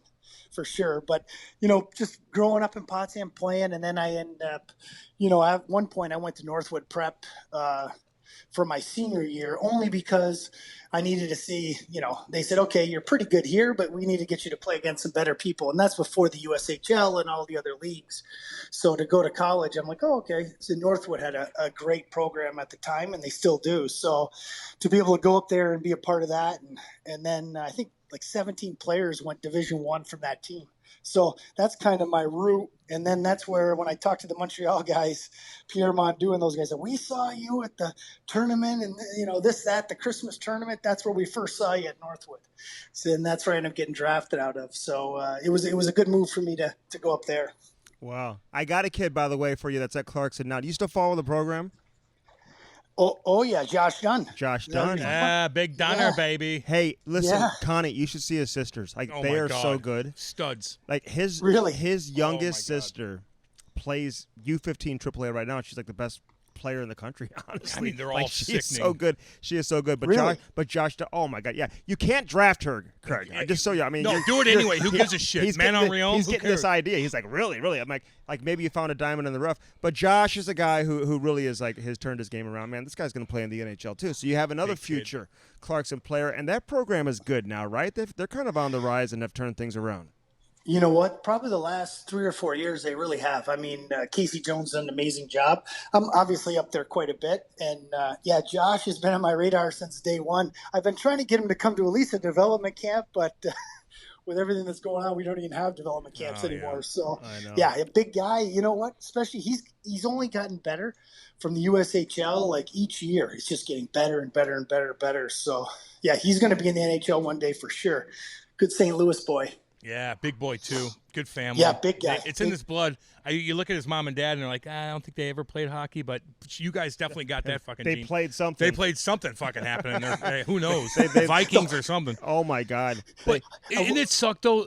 You see all these young kids, man, and you know, in this time right now, and I remember when I came up, and it just everything was right there. You made the NHL. You're playing in front of 20,000. You're doing this, and you see these kids are right there on the brink of making the NHL, and now you have. They can't go to training camp. You can't see them as much. They can't develop their skills as much because things are closed down. Like, God, it must be really tough seeing these young kids come up that you know are good, but they might not get the attention they need because of what's going on. Well, totally. I mean, you feel bad even the way the season ended last year. At least you got most of the season. But, you know, kids that are drafted, they didn't go through the whole draft experience the way they probably should have, you know, graduating high school or college or whatever. Like, you just feel bad for them. They didn't get that, especially seniors in college. They didn't get their last chance to play in the playoffs and have a chance to win a national championship. You know, it's tough. You know, same thing for junior hockey. It's just, you know, it's such a crazy time, and you're hoping, hey, this vaccine comes and we get back to some kind of normalcy here where, you know, you feel bad right now. All these kids are just waiting to play, you know, and that's why even the games on TV last night, I was just excited to see them, see the boys back on the ice playing. And it's the draft's going to be hard this year. I mean, that's what I was telling Brad the other day. It's going to be, I mean, we're watching, it's great. The European teams are all playing. So we're watching all the Finns, Swedes, Russians, Czechs, but you know, it's not as easy to scout as everybody says. Oh, just scout on video. It's hard. It's harder than people think. Hey, did Kirby Doc show up for the third period or what? He probably rolled in for like the beginning of the third period. He and Dylan Cousins. That's tough on him. They're like, we're in the show. No shit. We know what time it's at. Let's go. But, yeah, I think Doc had 4 or 5 points yesterday. Of course he did. I know he had 2 goals. He scored like 5 minutes in, then scored in the second. I'm like, he was so good in the bubble, like in the playoffs. I'm like, this guy, he's going to be a star. Like, I wish we had him. Oh, I know. Well, he's already a star, kind of. I mean, he's already there, and then he's got to kind of go play with kids at his own age. Like, I don't know. Like, he shows up at 11:30 practice. Like, I don't do that because you're going to be the leader. But you saw like, with the coach, but Connie, I like that. You could almost like picture what the coach was saying. Yeah. Like he was saying, "Hey, listen, I got to set an example for the rest of the guys. Get out you of here. two are the big dogs here. You got to help me out here, man. Yeah. You guys are late. That's Take healthy. this practice off, and it'll help me kind of set the tone for the rest of the group. Don't you think?" For sure. You got to. If you go after the big boys, everybody falls in line. Damn right. That's the secret. I mean, the good thing for us is Doc's playing with Connor Zary, our first-round pick this year. Mm-hmm. And so he had a good game. I'm like, oh, this is going to help his chances make that team. I'm like, let's just keep him in that spot, and hopefully, we get him on that team. Yeah, so you get drafted by Montreal. I want to start getting into your NHL career here. So, okay. So now you're in Montreal. I'm a young kid. First off, how intimidating is it walking into that dressing room or that building and seeing all the history, all the, just incredible, legends that make up that organization? Is that intimidating? Like, do you feel like you're there to play hockey, or does it feel bigger than that? Well, the big thing for me is I was a Montreal Canadiens fan, so all those years watching Hockey Night in Canada, seeing them, and then to be able to go in there, and they have like their alumni room was in the old Forum was literally right across the hall. So if you walked out, took a left, and 10 steps you're on the ice, right across the hall, all of those living legends are in there every game. Yeah. So, I mean, my first quick story, my first day, probably people have heard it before, some people, I hit Patrick Waugh in the head with my first shot, and I got in a fight with him. Okay, tell us about the fight. What'd he do? Was he like, fuck this, you rookie? Yeah, he literally cleaned it. I hit him in the head in the 3-line shooting drill to warm ups. He was on my own team. And he stopped, put his arms up, cleaned the crease with a stick, then fired his stick over the glass, and came out and punched me in the head with a blocker. Well, so, you deserved it. You deserved it. Yeah, it's like here, first practice, and you're going right. You're headhunting Patrick Waugh, even though you probably didn't do it on purpose, Connie. I know doesn't matter. You didn't do it on purpose. It doesn't matter. But what were you thinking? Like, were you thinking this guy is an absolute psychopath? Well, I just said, you know what? You're so excited. All that energy I got in the back of the line. Like, you literally I was out there for 4 minutes, 5 minutes. And it just got to, got a little carried away, let one go. I'm like, ooh, that came off pure, but a little high, right in the head. And then I was like, uh-oh, snap show, here he comes. Well, but the problem was both teams jumped on me. So it wasn't even really that Patrick punched me in the head. I got jumped by both teams. I mean, everyone's like, we're going to kill you. What are you thinking? I'm like, it's not even God. like one guy's mad at you. You have 40 guys mad at you. Oh my so God! horrible. And you're a young kid. You probably don't know a lot of people. Like, you're coming out of college hockey. Jesus. So, Superstars are watching you in the stands. Oh yeah, Getting well, beat. and management. Like, what are you doing though? Like, you just whatever. You just focus and get back in line until your next rotation, or what? Oh, I was freaked out. Like, I mean, I was rattled. I'm sitting on the bench, and they didn't have the glass behind. So then all of a sudden the reporters are right behind the bench because they didn't have the glass. So they're like, what were you thinking? I'm like, well, I guess I wasn't thinking. Like, so yeah, that was the longest scrimmage of my life. I just wanted to get the heck out of there. Hey, I'm like, that won't get any coverage in Montreal. No, Connie. By the way, no. They sweep that under the rug. Okay. Just say you don't speak French. You're good. The French papers really killed me in that one. You don't even know what they're saying to you, and you know you're getting bashed like no other. It's the worst feeling in the world. Oh my God, man! I'll tell you this right now, Connie. I was so intimidated in practice with Marty. Like, I probably could have scored 15 to 20 more goals a year if I would have been comfortable shooting high in practice. But I was afraid I was going to hit him in the fucking head. So I shot low every fucking time. Well, you learn your lesson pretty quick. I mean, you're like, okay, I'm not doing this. Like, what am I, an idiot? Hey, let's talk about the new Bud Light Seltzer. Oh, yeah. It's an easy drinking hard seltzer that comes in 4 delicious fruit flavors. Black cherry, strawberry, lemon lime, and Cam's favorite, mango. Oh, With mango. only 100 calories, 5% alcohol, and less than a gram of sugar, you might as well have a few tonight or this weekend. Go to BudLight.com to buy Bud Light Seltzer online. Must be 21 years of age or older. Bud Light Seltzer. Unquestionably good. Yeah. Now, back to the interview. So who was the captain of the Montreal Canadiens then, like your rookie year? Do you remember? Kirk Muller. So what does he say? Does he come up to you and say, "Hey, listen, kid, it's okay," or is he like, "Hey, what the hell are you doing?" No, he's like, "Hey, it'll pass. Don't worry. Don't worry We've about seen it." this before. Like, the lucky thing for me was I got cut so quick. I was gone in another few days. So I was like, whew, I'm out of here. Down to Frederick. Yeah, winter cuts. Hey, winter cuts. Well, so I fuck can that. get the hell out of You're here. probably like, I'm getting cut because I hit him in the head with a stupid knuckle puck. I mean, what the fuck is this? Were you rattled because of that? I would have been like, what the fuck? I was a little rattled, though. I was rattled for a few days, but you know what? All the guys, the guys were like, what are you going to do? There was it was an accident. And in the end, when I got called back up, it was a lockout year. I got called back up. Patrick called the room and had me come to breakfast because obviously I'm shooting low on him. And then I'm like, really? This guy just hates my guts. And then we get down there and he says, what's going on with practice yesterday? I'm like, what are you talking about?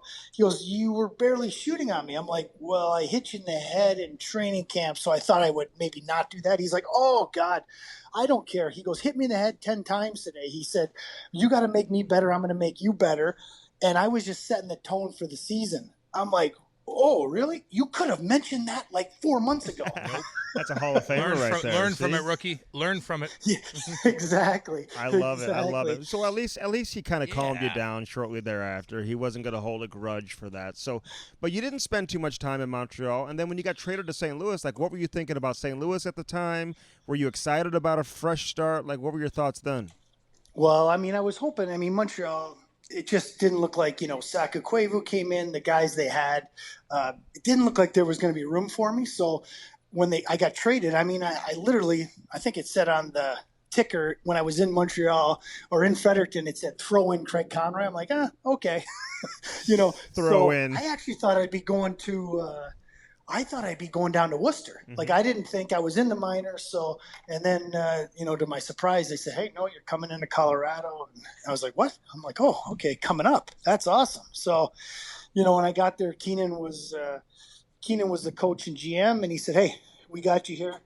We're going to play you, show me what you got. He goes, I haven't got to see you much, obviously, with coach and GM here. So I said, oh, okay. And then I scored my first game against Patrick Roy in Colorado. So bar down, by the way, right past his ear. high glove. See, I would have been like, no, I want to stay in Worcester. Worcester's such a lovely town out east. I would have been like, no, I don't want to go to St. Louis. Oh my God, that's so Keenan's your first coach. Like, what were your first impressions of him, man? We got to ask everybody about Keenan, shit. man. Everyone has a story about him.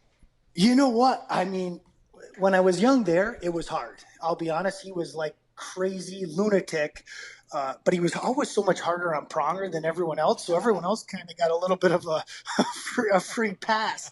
But when he came to Calgary, to be honest, guys, he was amazing with me. Like I had a great relationship. When you're a little older with Keenan, and if he's in your camp, it's actually a very good thing. You know, I was actually sad to see him go when he left Calgary. So, you know, when I was there, though, I was on edge. He was, you know, he had all the power, just won with the Rangers. So, you know, him and Holly were not getting along. So you knew one of them was going to win. And in the end, Holly ended up winning that battle. Well, explain the battles, though. You talk about him being hard on Chris Pronger, and you look at Prong's walking into a room around us now. It's like he just controls everything. Like, explain something with that. Like, how hard was he on him? Like, he duff a puck, he's all over him. Like, give us an example on the Pronger situation. Like in between every intermission, he called Prongs in the back room. I mean, it might not have been every single one, but it was almost every single one. And Prongs wasn't afraid to give it back to him. Like, don't get me wrong. Like, he's not just sitting there, but a lot of days he would just take it and be so pissed off when he came out of there, you know, but he played so much better. You know, even when he was here, I said, you need to do this to Dion. Remember what you did to Prongers? He's like, I don't have it in me anymore. Like, because it would piss Pronger off. And I think Dion would have got the same response, you know, because some guys can take that and some guys can't. And Prongs, he took it as, okay, I'll show you. And he'd play, you know, just that much better. But it was hard to watch some days. I'm like, poor Prongs is just, you know, as good as he is. You know, but the one thing about Mike, he wasn't afraid to pay him. I mean, you know, You played him, got him paid. So in the end, Pronger probably doesn't say many positive things, but I think it was a kind of a good thing for him. Yeah, he wasn't the only one to get Pronger He's paid. Okay they all got Pronger paid. Oh, shit. No matter who the GM was, paid. He's probably still getting paid. But you mentioned Holly, though, and listen, I was a young kid at the time, so, like, you know, paying attention to it, though, as a fan, like watching, you know, reading all the stories. Like, how bad was it with Keenan and Holly, though, man? I mean, you said someone had to go. How did it get to that point, and how uncomfortable was it for the rest of the group? It was. I mean, they would have, you know, the fights and arguments in the locker room, like threatening of each other back and forth. There was always tension with them. You know, there was always that tension. And it wasn't comfortable, you know. As a player, you're just kind of like, geez, you know, Mike's saying, I'm going to get you out of here. Holly's saying, no, good luck. You're going to be gone before me. I mean, it would just be back and forth. And the worst part is we probably could have used them both. I don't know where it all kind of started. 'Cause when I got there, it was already a full on battle. So it was definitely, you saw the superstar that saved St. Louis. And then the coach GM come in, and there was a hero from New York, and it just was not, you know, it was not a good mix. And in the end, Holly won out in the battle. But, you know, he would try to sit him. He would try to make him go serve penalties. Holly didn't like to serve penalties, you know. So anything he could do they would just be on each other all the time like that, you know. So it was definitely, you know, something that was going to come to a head, and it came to a head pretty quick. And, you know, and then Mike was gone. All right, but you look at how the game is today. Like, could a coach have his way like that with a star player? Like, I mean, you just can't approach it with these young kids. It's just not going to work. And the player always ends up winning when it comes down to the superstar versus the head coach. Like, could a coach have that approach in today's game? You know, I mean, I think I don't know. I think the players are different too. I just don't think they don't take it as well. They wouldn't. I don't know if that kind of, you know, mentality is going to work. And even Mike said it at the end when he was with me. He's like, I just can't do that anymore. First of all, I don't want to do it anymore. I thought that's what I had to do. But he said, man, this will give me a heart attack if I keep acting like I did when I was young, you know. So, I mean, even at the end, he said, and the players don't respond, Craig. He goes, they used to respond. They don't respond anymore. You know, now you got to do it in a different way. And I think that's kind of the way it is now. I mean, if, you know, even Babcock, I thought he would be the guy with that huge contract. You know, he might be able to get away with it, but even that just didn't work out. Well, especially in a Canadian market like that. No doubt. You know, you get so much pressure, so much attention. And the times now. Oh, yeah, and the media is going to come on strong, and it's going to be hard for a coach to overcome that. Let me say something real quick, though. To all the hockey parents and stuff like that, and if you have a superstar in the locker room that hates the head coach, you're not going to be successful. I mean, really. And I know Messier and Mike Keenan in '94, they had a different kind of team, a lot of different things happening, a lot of Wiley veterans. But as for you being somewhat young at the time and seeing Hawley and Keenan going back and forth in the locker room, like, it's not healthy. It's god awful. I mean, explain that. Yeah. I mean, it's just an uncomfortable. You go to the rink and you don't know what's going to happen each day. I mean, the tension's there, even though you're not involved with it. And I don't think, not much bothers Hawley anyways. But I mean, to see him pissed off, to see Mike pissed off, it's just never comfortable around the locker room. It's not comfortable on the buses. It's not comfortable during practice. Ugh. There's always that tension, and that's where it was amazing when Joel came in that year, first time coach.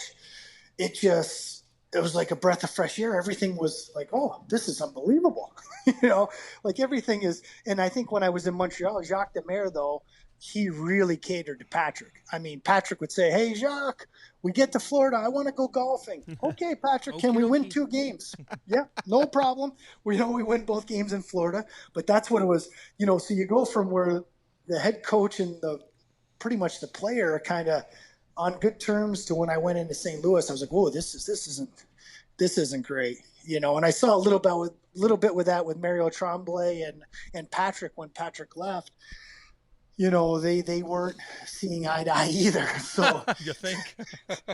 So I got to see it a few times, and then it just makes it makes things uncomfortable. And actually in Montreal, though, I wasn't there enough to really see. I just was there for the last game. I was -3 or -4 that game, so I probably helped Patrick get pushed out of Montreal. Oh, good for you. That's very nice of you. But what about Grant Fuhr? Yeah. Like, even Grant Fuhr was that he played like every game, basically, it seemed like. And I think you may have seen that also in Calgary with Kiprusoff, who played a ton of games one year. I think he played like 76 games, something like that. But was that – I mean, did you just think as a player, like, listen, these guys can handle it. You don't worry about that. Do you worry about a player getting run down? Like, what's it like seeing the goaltender in there every single game, Connie? Well, you always ask the goalie. The goalies want to play every game. Nowadays it's like, oh, am I a 50 game? Like Fierzy didn't want to practice. He just wanted to play games, So when you would kind of look at Fierzy and talk to him, and I said, how many games? He's like, oh, I'd play every one. I want to play every game, Craig. Like, that's what I'm here for. Practice, I'm not. We have to practice, but I'd rather take a few days off here and there and play the games. And Kipper was the same way. Kipper wanted to play. I mean, I remember Daryl would say, hey, Kipper, do you want to? Yeah, I'm ready. I'm good. I'm good to go. And if Kipper had a bad game, usually you'd say, oh, we let in 6 that game. Well, usually he came back the next game with either like a 1 goal or less, So in his thing, he wanted to get right back in after a bad game, and he wanted to play them all. So it's like, well, okay, let's let him go. You do worry about the playoffs. Is it going to wear him down? But, I guess – if the guy wants to play, I don't blame him. If they're your best odds of winning, let's go. Time to talk about our boy, Dan Bellman. Ooh. Bellman.com. That's with 2 N's, not 1. BEHLMANN.com. Hey, check out the new inventory. Check out the pre-owned vehicles. You looking for a Chrysler, a Dodge, a Jeep, or Ram? How about a Cadillac or a Buick GMC? All in Troy, Missouri. Get your new wheels in time for the winter. Now back to the interview. All right, who was the one guy, though, in St. Louis, before we move on, who was intimidating for you as a young guy? Like, was Al McInnes, like, for a young player, could he be intimidating? Like, could you get on the wrong side of Al easily? And if you did, it'd be hard to kind of correct that, or was he pretty easy going with the young guys?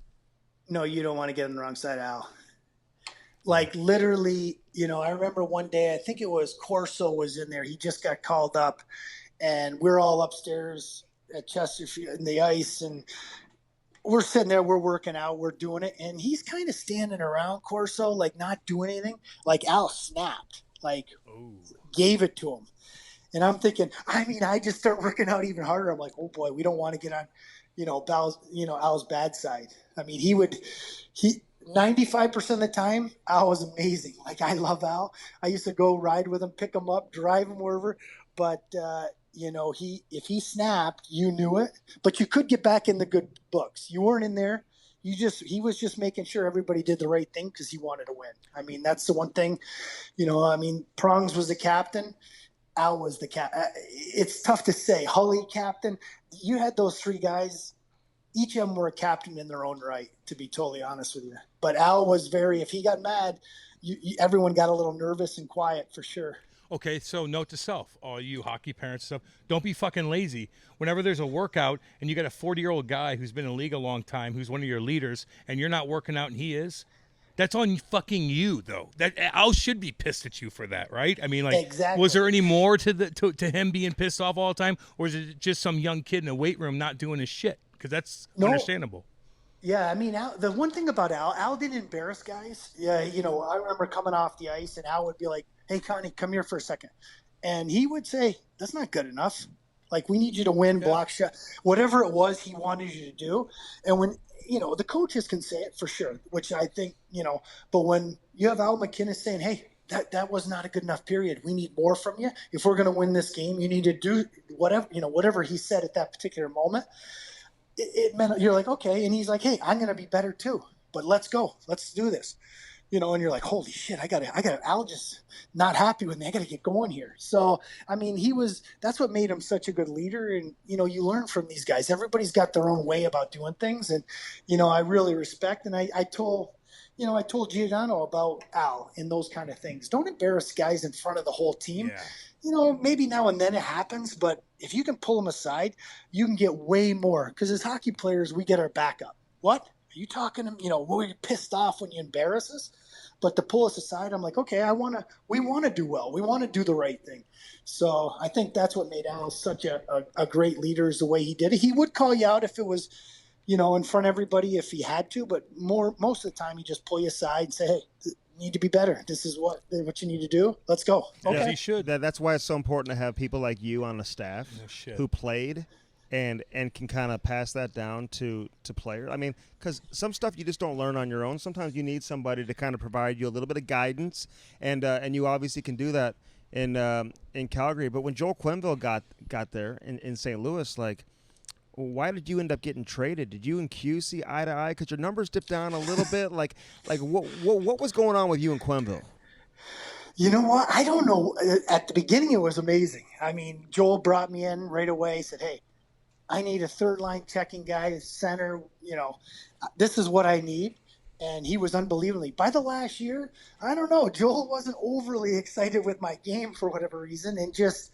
When it came time, it was weird because Larry Plow, the day before the trade deadline, the day I got traded, we were flying to Philly. The night before, I talked to Larry, and he said, "Hey, I know you're hearing all these rumors, blah, blah, blah." He says, just get ready for the game tomorrow in Philly. And I'm thinking, okay, that sounds good, And then, don't worry, you're not going anywhere. So I said, "Oh, perfect. That's a pretty good." The next day, of course, I got traded, and I went up to the room, and Joel and him, and pretty much Joel said, "Hey, I made this decision. We needed more scoring. Corey Stillman was leading the team here in Calgary, and I talked to Larry, and I made the decision." I said, "No, I respect that. I'm disappointed, but what am I going to do? I'm gonna go to Calgary and try to prove you guys wrong. That's the only thing you can do." But yeah, I don't know what it was at the end. Joel just did not seem happy, with my game. And maybe, I felt like there are always guys coming up ahead of me, and I could never get in the power play. I could never I could never make a jump up a little bit. He had me pigeonholed in one spot, and I thought, geez, everyone else that comes up gets a chance and I don't. So maybe it was a little bit of me too. Maybe I had my attitude and Joel's just weren't going in the same. Our thought processes weren't the same for sure. Well, you were a checking guy. I mean, you put points up. Don't get me wrong, you had great seasons. But do you think that it was kind of the trend of the NHL at the time? Okay, the Devils win in '95, a trap game. Get a little bit more. You get guys that are more skilled winning the Stanley Cup. So didn't he just say, I don't need a checking line. We need more scoring. We need more scoring in the NHL. This is the way it's trending. And so he didn't have that role for you on the checking line. Is that right? Yeah, I think he just said, hey, we want more scoring. We want to go, they brought in Waite, they get Kachuk, all that same day, and I'm thinking, well, you have all that scoring coming in. Yeah. And then, okay, Corey Stillman definitely is more of a scorer than myself too. So I'm like, now you have Stillman. I'm like, shit, but I said, I guess my point was I just wanted a chance, give me a chance to do more. You put me in a checking role when you first got here. That's what you wanted. Mm-hmm. Now we're here 4 or 5 years later. You want more scoring, but you never gave me an opportunity to be in a role to score more. I mean, and, you get 40 points and you're never on the power play. You think, man, that was a good year. But, I think the last year I had 30 some, it just got frustrating for me because I think Joel wanted more scoring, but he wasn't going to give me a chance to be in one of those scoring roles. Yeah, that's so crazy. Like, I mean, that'll make you confused in a hurry if you're a player. Like, you can provide more offense, but they're the ones pigeonholing you into a certain role. They want you to be more, of a checking guy, play more of a two-way game, and then they say we need more scoring. Well, it's like, okay, well, maybe I could give you more scoring if you had me in a little bit more of a scoring role. But obviously when you went to Calgary, things worked out for you, though. I mean, I don't know if we're talking to you right now as the assistant GM of the Flames, Craig, if that trade wasn't made. So, introduced you to a new organization, and things kind of took off for you there, didn't they? Well, you know what, it did. When I got here, the one thing, Greg Gilbert was the day I got here, Donnie Hay got let go. I had a pregame skate with Donnie, and then I came off, and Craig Button said, hey, we're going to make a coaching change just so you don't, you've already in a whirlwind. I'm like, oh, my, great. I'm like, I'm a coach killer, I think. I come in, Keenan's gone, everybody's changing all the time. But so that first year, I talked to Greg, and he said, hey, I know you have more offense, and I'm going to give you an opportunity here. You're going to get some power play time. You're going to be in, bigger role, on this team. Because in St. Louis, I mean, what are you going to do? You're in the third line, but we won a President's Trophy the year before I got traded. We just messed it up in the playoffs and lost San Jose. So it wasn't like we were, struggling in St. Louis. I mean, we were doing well, but their thing was we need more scoring to win a Stanley Cup. And then when I got to Calgary, a younger team, I'm like, oh, my role was going to be much more. And then the next year, fast forward, when Mark Savard got hurt in Detroit, I don't know, maybe the first 10 games, I got to play with Jarome. I got thrown on the first line, and I never, you try not to look back. You don't get many opportunities like that. A young superstar coming out, and to be a part of it was pretty special. You know. I mean, Jarome Iginla, like that guy. I mean, geez Louise. You get online with him, and you guys both just take off. I mean, how fun was it playing with a guy like that who he does everything? He's not just sitting in a perimeter. He's got a great shot, but he's going, he's hitting, he's fighting, he's sticking up for you. After a whistle, somebody looks at you like he's in there, but yet he's scoring 50 goals. Like, God, explain that man's game. It's crazy. You know how some guys he just wants to win. He wants to be the best player in the league, and he wants to win, and he loves scoring goals, and he also loves fighting. Like I remember the year after he won the scoring title and the Rocket Richard Trophy. We're in the first preseason game. It's not, I don't know what's going on. Kind of like Patrick Waugh, similar to that. He gets in a fight. I'm like, oh my, I don't even know who he's fighting right now on the other team. I'm like, is he out of his mind? And he goes, oh, I'm just setting the tone. Maybe some of our guys should do that too, kind of separate themselves from everybody else. I'm thinking, oh boy, but that's what made him special. I mean, he had that every day he came to the rink. He wanted to be the best player. He wanted to do everything, score goals, fight, whatever it was, he wanted to do it, to win a Stanley Cup here in Calgary. I mean, that was his ultimate goal, and obviously we came close, but we weren't able to do it, unfortunately. What kind of person is he off the ice? Just as a person, I can't find anyone to say anything bad about Jarome Iginla, so maybe you'll be the first, Connie. No, he's the nicest person. He's the nicest person you're ever going to meet. I mean, if you need the shirt off his back, he would give it to you. We'd go to Toronto, and there'd be, I don't know, 100 people out there. he signed for everybody. He always signed for everybody. He just signed one. Like he'd say, hey, guys would come with 50 cards, 10 jerseys. He said, nope, everybody, I'll sign one. And it used to piss Daryl off because Daryl's like, we got to go, Jarome. He's like, I'm almost done. But that's just the way he is. He has got a huge heart. He comes from a great family, and then seeing him growing up and his kids. And he's one of those guys that, you always say, what a good friend. He's just a great person and fun to be around, but super competitive at anything we do, at everything we do. Like he has to, it doesn't matter what it is. I mean, and usually on Christmas Day, we'd go over and when we were playing and we'd have Christmas dinner at his house, he'd call, bring your skates. I'm like, okay, skates, gloves, helmet. We go out there. He had a little rink in his backyard, one-on-one.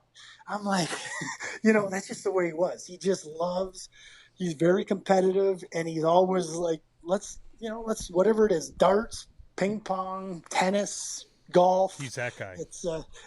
He's that guy. Yeah. So, but even on Christmas, he tells you to bring your skates. Like you guys skate every day, Craig. You play every day, and now you're having Christmas dinner, and he wants to play hockey after dinner on a pond. That's beautiful. He loves it. That's what I said. I'm like, really want me to bring my stuff? He's like, bring it. Let's go. I'm like, okay. Yeah. So it was, when you think about it now, it's fun times. But at the time, I'm like, really? Are we going to? Oh, okay.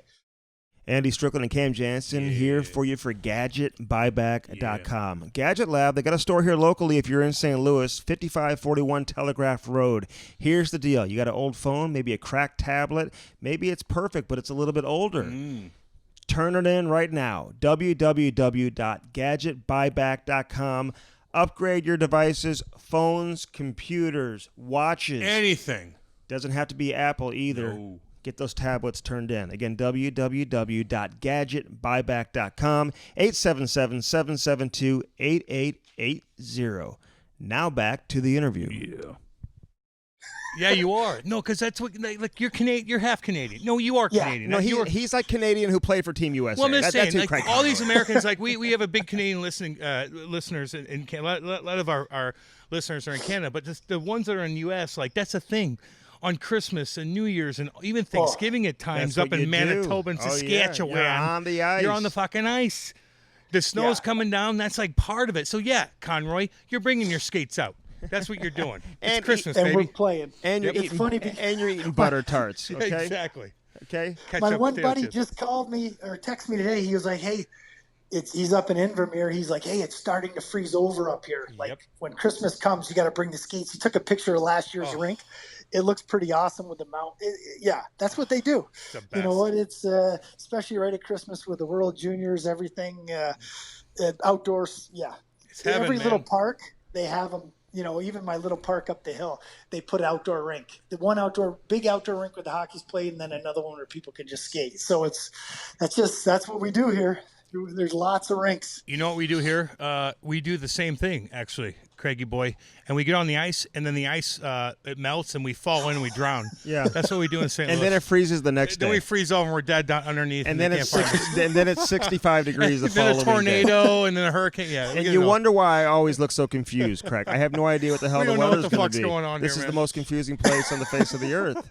I don't know what happened to St. Louis. So listen, you establish yourself as a really good player in the NHL, and then you go to L.A., you chase the contract, you get the big contract from L.A. Did you regret going there? Did you think right away that you made a mistake? What were your thoughts on being in L.A. and leaving a comfortable place with the Calgary Flames? Well, you know what? I talked to Daryl in free agency, and he just said, "Hey, we'd like to sign you, but with the lockout coming possibly and everything going on, we're not going to do more than 1 year." I said, "Well, I got some 4-year offers out there." And he said, he goes, "You know what, Craig, you better take it." So I said, "Okay, Daryl, I appreciate it." He goes, "We'd like to have you back, but, ownership, we just made a decision. We're not going to be signing guys." So I said, "Okay, no problem. What am I going to do?" And then, Dave Taylor, a Clarkson guy, he went to Clarkson, known our family for years.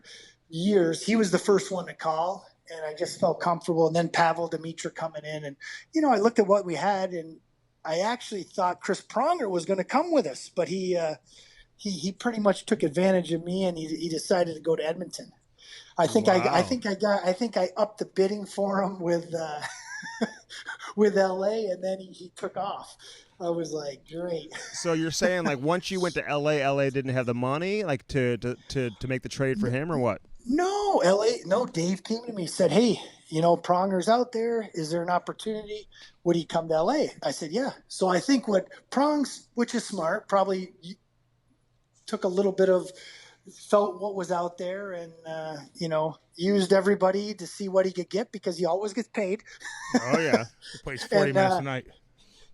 Yeah, and he deserves to get paid because he was the best player in the league probably at the time. Yeah. But, yeah, so he came down. I think they all made offers and, they were trying to get him. And then, he just sent him, decided he went to Edmonton. So, yeah, I don't know how it was working behind the scenes. Now that I'm here, I know there's a lot going on and people are trying to make trades and whatever it is. But unfortunately, it would have been amazing. I mean, if Pronger was there with the team we had, we were going pretty good the first year. And then, unfortunately, we had a ton of injuries. We went to the Olympics.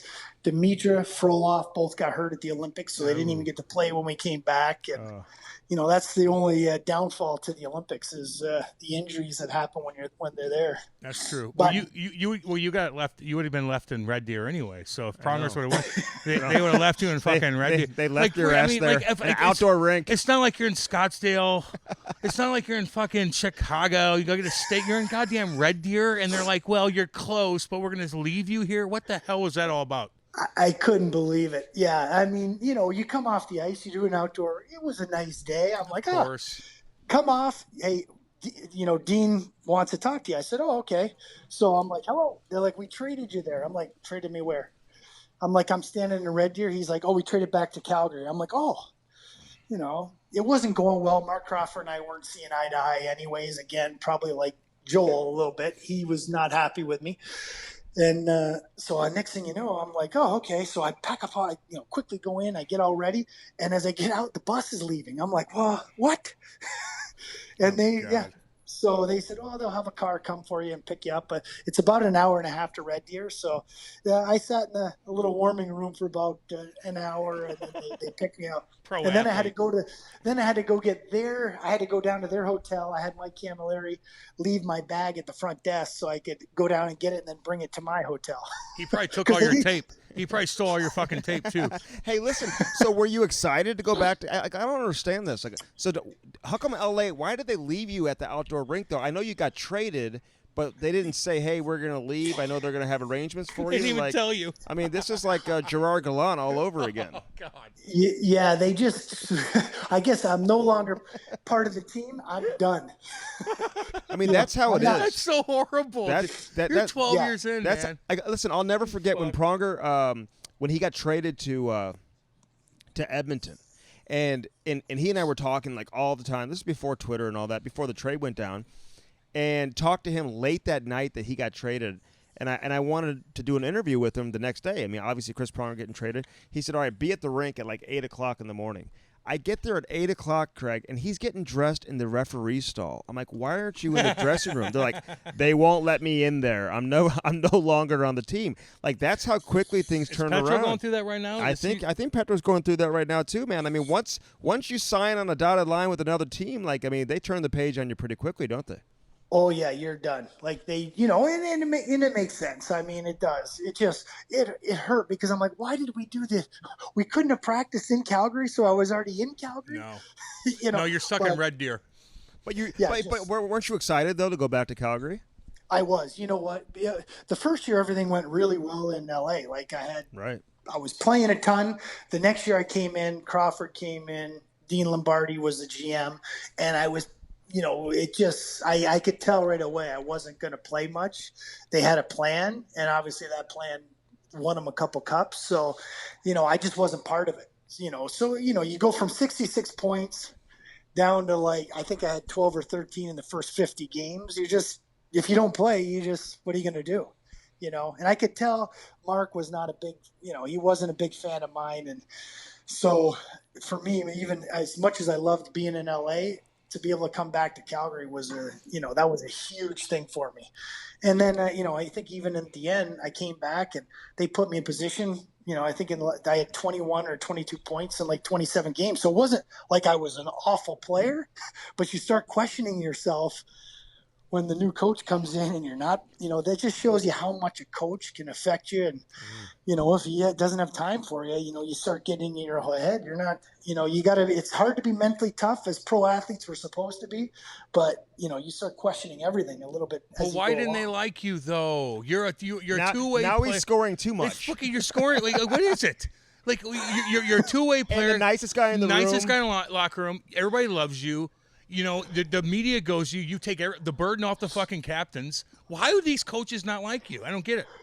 Well, it was weird. Even like Rob Blake and I are there. We're getting bag skated like you wouldn't believe at the end of practice. Kopitars, Brownie, Camilleri. I'm like, all the young guys are off the ice. I'm like, I wonder who's in the good books around here. Oh, that's wow. That's weird, though. But I didn't feel as bad when Blakey was out there with me. I'm like, at least Rob Blake's here with me. Yeah, so, he's gonna be your boss soon. Probably. But it's so crazy. Yeah, like, okay, I think I'm doing well. But it's so crazy in St. Louis. Like, they need more scoring. Now you're scoring. Like, you must be like so confused. What kind of player am I supposed to be? But then you find yourself back in Calgary, and obviously things worked out for you. Going back to Calgary. And now you're an assistant GM. When you're in management after having a long playing career, like, what's the one thing now that that obviously you didn't know as a player that maybe you respect now about those who are upstairs who do what you do now, Connie? I think there's so much more behind the scenes than you think. As a player, you think, oh, they're going to do this. They're making trades. This is what a GM does. This is what the scout does. This is what your PR people do. This is, what a president does. Now when you're behind the scenes and see all the work that goes into it, from the travel to getting ready for different development camps to there's just so much work. And as a player, you just kind of roll in and it's all done for you, to all the food, the meals, the planning, the flights, and I think when you go to the draft, how much work's put in for that draft, it's amazing, by all these people. And that's why I think the one thing that maybe you take for granted, you're like, oh, this seems easy to do this, would be easy to do that. But there's a lot more hours on this side than there is on that side. Can I ask a question about scouting, though? Yeah. Like, when you first started, scouting guys, and I know being an assistant GM, you probably have to do a multitude of shit. Like, you got to go here, you got to travel, do this. Like, give me an example of you looking at a kid in juniors or college and like, this is a fucking guaranteed. No one's talking about this kid. He's a guaranteed lock. Oh, my God. And you tell people, and all of a sudden, he didn't perform. Or the opposite, where you're like, hey, guys, this is a guarantee. No one's looking, and he did perform. I mean, do you fuck up a lot when it comes to scouting guys when the first couple of years into it? Like, how does that go down? Well, I mean, Tom Webster kind of said, Craig, okay, you're watching the game. You're a center. Who would you want to play with out there? What makes them good? Well, the way they read plays, do they react to plays? Do they read plays? Webby kind of walked me through what I should be looking for, and then in the end, you have to like the player. Do you see a high level compete guy that, whether you're up by 5 or you're down by 5, they always play the same way. They play hard. They care whether they play 5 minutes or 20 minutes. He goes, that's what you're looking for out there. It's not, hey, you're going to make mistakes. Don't worry about that. But if you like a player, go get him. I mean, and that's kind of the way I've done it. And yeah, for sure, you're going to make some mistakes, and you're going after free agents and you like different things and I like different players than another person, and you just don't know. And sometimes you just go in to see guys and they don't play well when you get there. Yeah. It's like when Brad used to go, Connor McDavid, when he's playing junior, had points in every game except when Brad went there. I mean, it's like, really? You can shut down? That's amazing. I wish he could do it when he was in Edmonton, but it doesn't seem to work for him. Yeah. But in junior, he's like, geez, I go in there. I mean, he's amazing, but he goes, seriously, he didn't get any points. I'm like, staring at him the whole time. Exactly. It's fucking intimidating, man. But 3,000 people. It is hard, and you really don't know. You don't know if you're good at this or you have a good eye for it until probably 7 or 8 years in, because then you see all these players who are like, oh, yeah, I liked him. This is what I liked about him, and he's done well. Oh, that guy I like didn't do, Yeah.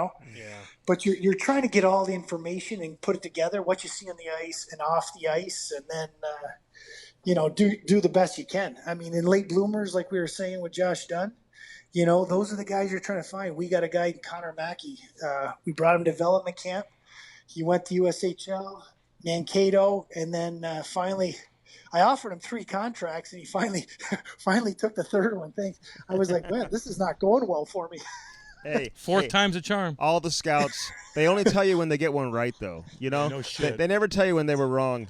But man, well, even like Dave Conti went through some weird stages with some drafts. I'm sure. My draft here. So what's the next game? Like, you want to be a GM? Like, is that what you're in this for, Connie? Yeah, like, you envision yourself being a GM and running your own team one day?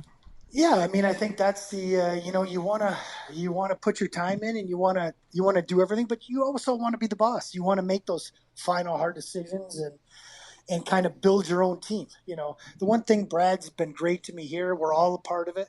We're all in this together. And if I eventually one day could be an NHL GM, that's the goal, and win Stanley Cups. I mean, I want to win a Stanley Cup here in Calgary, and if we can do that, then hopefully, you just saw Bill Armstrong get his chance because probably because St. Louis won. No doubt. So the better we do here, the better it is. Maybe right. one day I'll have my own team. Hey, you don't see an offensive coordinator for a 3-win team get a head coaching job the next offseason in the NFL, right? Exactly. I mean, usually it's a team that has some success. Sometimes you get some weird things going on. Hey, how was Berkey to work for when he was there? Awesome. Berkey was my favorite guy. Berkey, because he's experienced everything in this. He knows more stuff he forgot probably more stuff than I know. But to be able to pick his brain when we go up, first time we went on a scouting trip, he's like, what do we need to do? I'm like, we need to go to the OHL and we need to see. It was Sam Bennett, Ekblad. It was that year.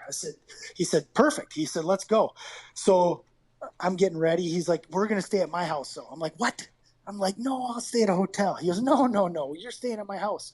So, I mean, he just had let everyone else go, Jay Feaster and John Weisbrod. So it's just him and I. So we go up there and, just to be able to ride around with him. He goes so early to the games, though. It was crazy. We got there. Some games we would go before we went to Barrie, and literally I'm like, there's nobody here. There's not one person here. He's like, well, I want to talk to the coaches before. I'm like, yeah, there's no coaches. We got here way too early, Burke. He's like, okay, let's go to the get janitors. But just to kind of pick his brain and see what, where he made mistakes, where he didn't, because even the one year we were at the deadline, we were trading Mike Camilleri. And we were because we didn't think we were going to be able to re-sign him. And he said, I think it was he wanted a second round pick for him. He couldn't get it.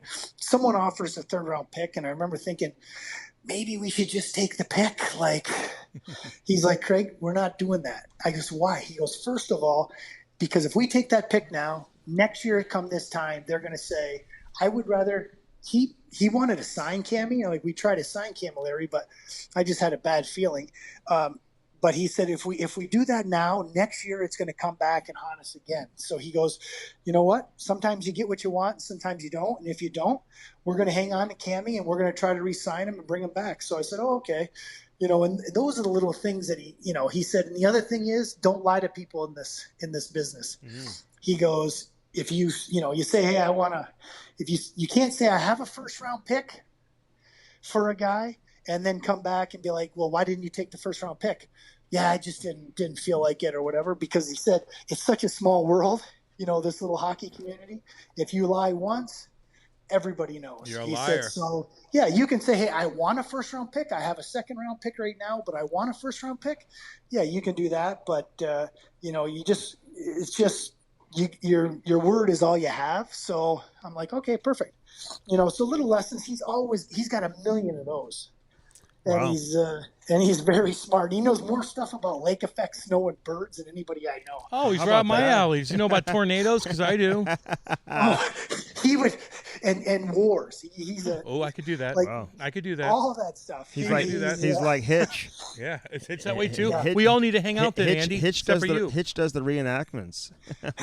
Does he really? If you want to go do the reenactments. Hey, I've actually heard that. Oh yeah, he does like the war. Is he the guy laying on the ground dead? I don't know. Right. Here's a big question before you let you go, Connie. Are you still skating? Because I'm dominating in the alumni skates out here, and we got fantasy camps coming up here, and we need you out here. I just need to know if you're skating consistently because I need to know what line I'm going to put you on.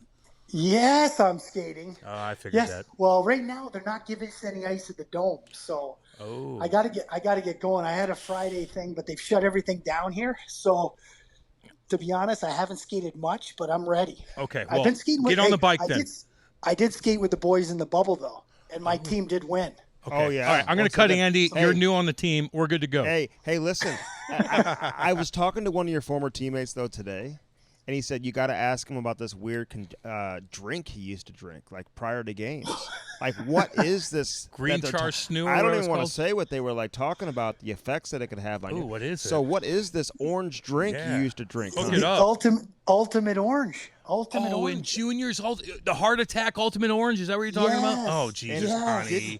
honey. Were there like some people die from it or something? Like, Andy, You I know could have what? told you that. what is the Some ultimate football orange? players. Yeah, what is it? It was just a drink we all took. Yeah, like, I remember you know that. what? Especially when you didn't play as much as the other guys. Like, you have to sit in the bench for long periods of time.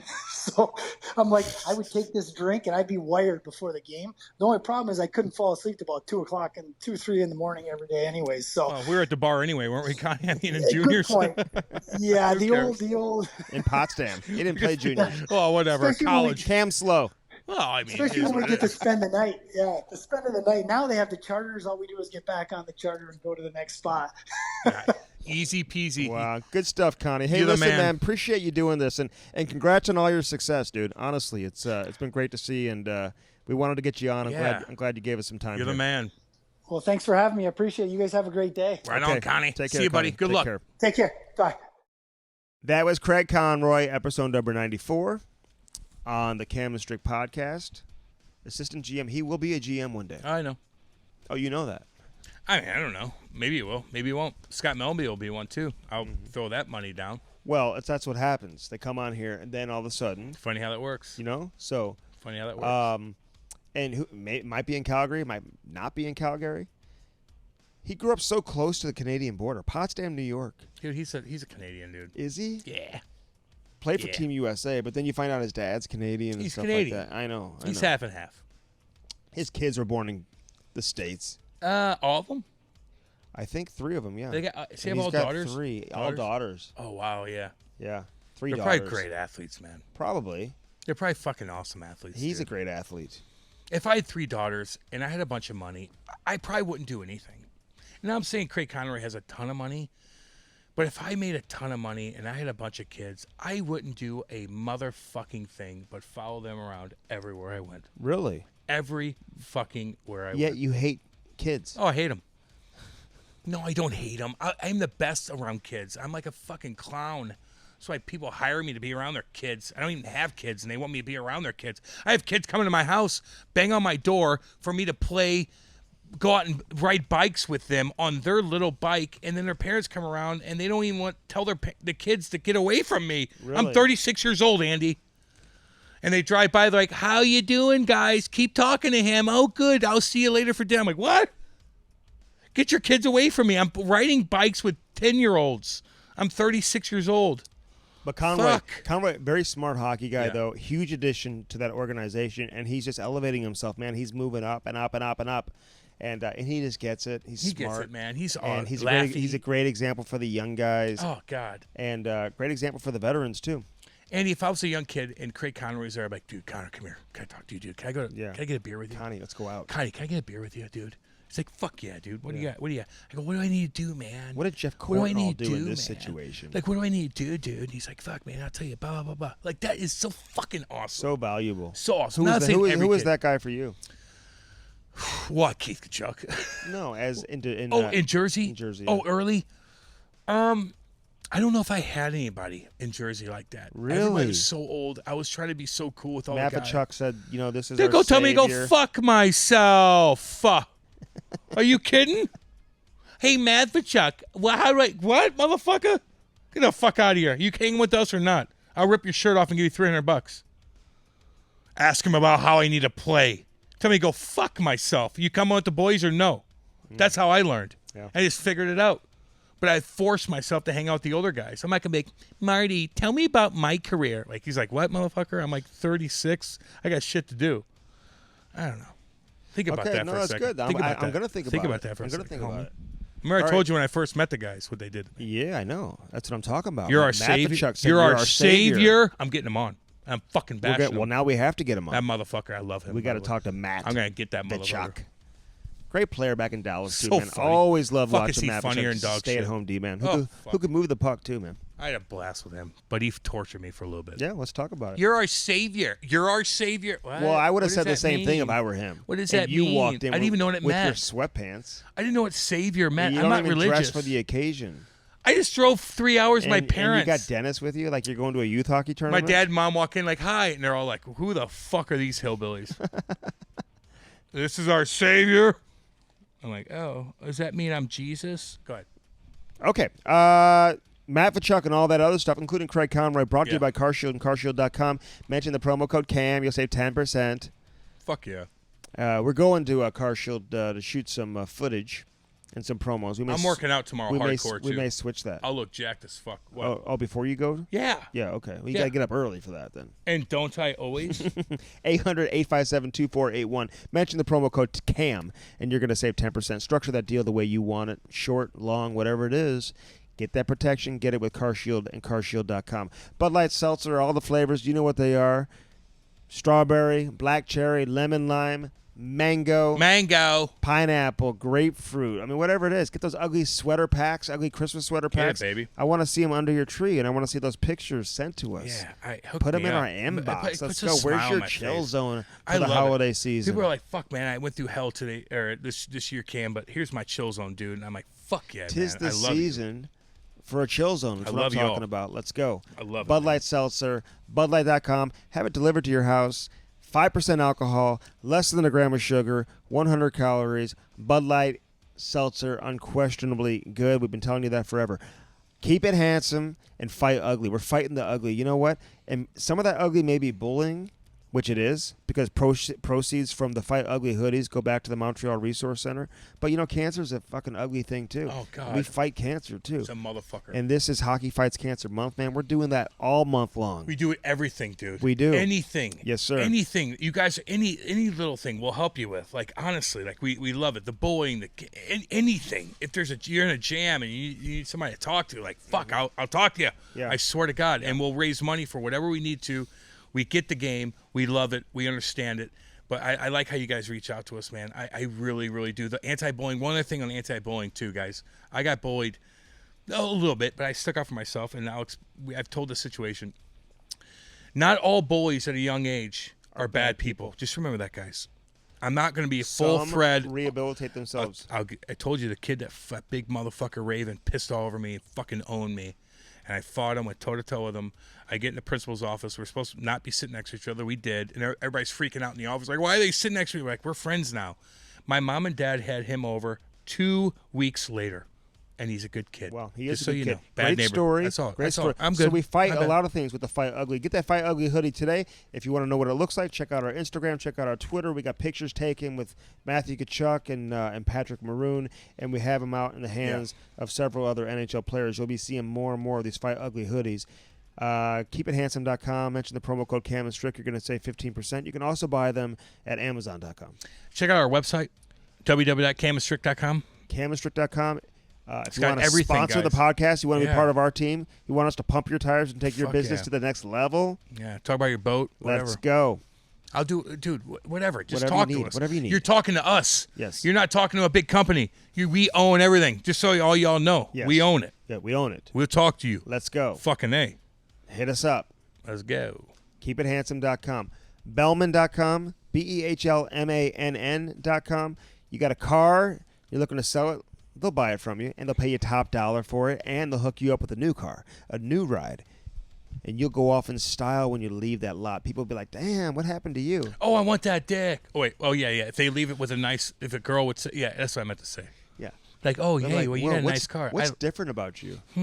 I like you. Why do you like You want me to come now? home with me? What changed? What do you like me now? Is it my new ride? Yeah, it's my Is new it ride. my Cadillac? So my what? Buick? Is it my new Buick Enclave? Take advantage of your new ride. Especially if Is she it wants my to go home with you. GMC? Or is it my Escalade? Or if you're wheeling in an enclave, then you're a wheel. It could be the Dodge Charger. That's cool. Or it could be the Chrysler, the Dodge, the Jeep, or the Ram, whatever it is. Whatever you want, it's all baby. in Troy. Best customer service you'll find anywhere. Bellman.com. Get that used car in their hands today and let them buy it from you because they want it, and they're going to buy it from you right now. All right, victoryhockey.com. Victorhockey.com. Victor Hockey USA is their Twitter. That's their Instagram. Victor Hockey USA, at Victor Hockey USA. You got to put the at in there. Yeah. We're collaborating with them. Have some cool-ass shit that's coming out. We got some stuff coming out, but baby. Get your hats. Get everything you need from our boy out there in Colorado. They got the best emblem going with the pine tree turning into a hockey stick or a palm tree turning into a hockey stick. Great stuff. Again, at Victor Hockey USA. That is their Twitter. That is their Instagram. Check out all their great products. VictorHockey.com. That is the website. And, of course, Cope24. Renee, we wish you the best this holiday season. Happy Thanksgiving to Renee and everybody with Cope24. Cope24.com, changing our parenting experience. Again, support great causes like Cope24. All right, this has been episode number 94. On this edition of the Cam and Strick Podcast with Craig Conroy, we wish everybody a happy Thanksgiving.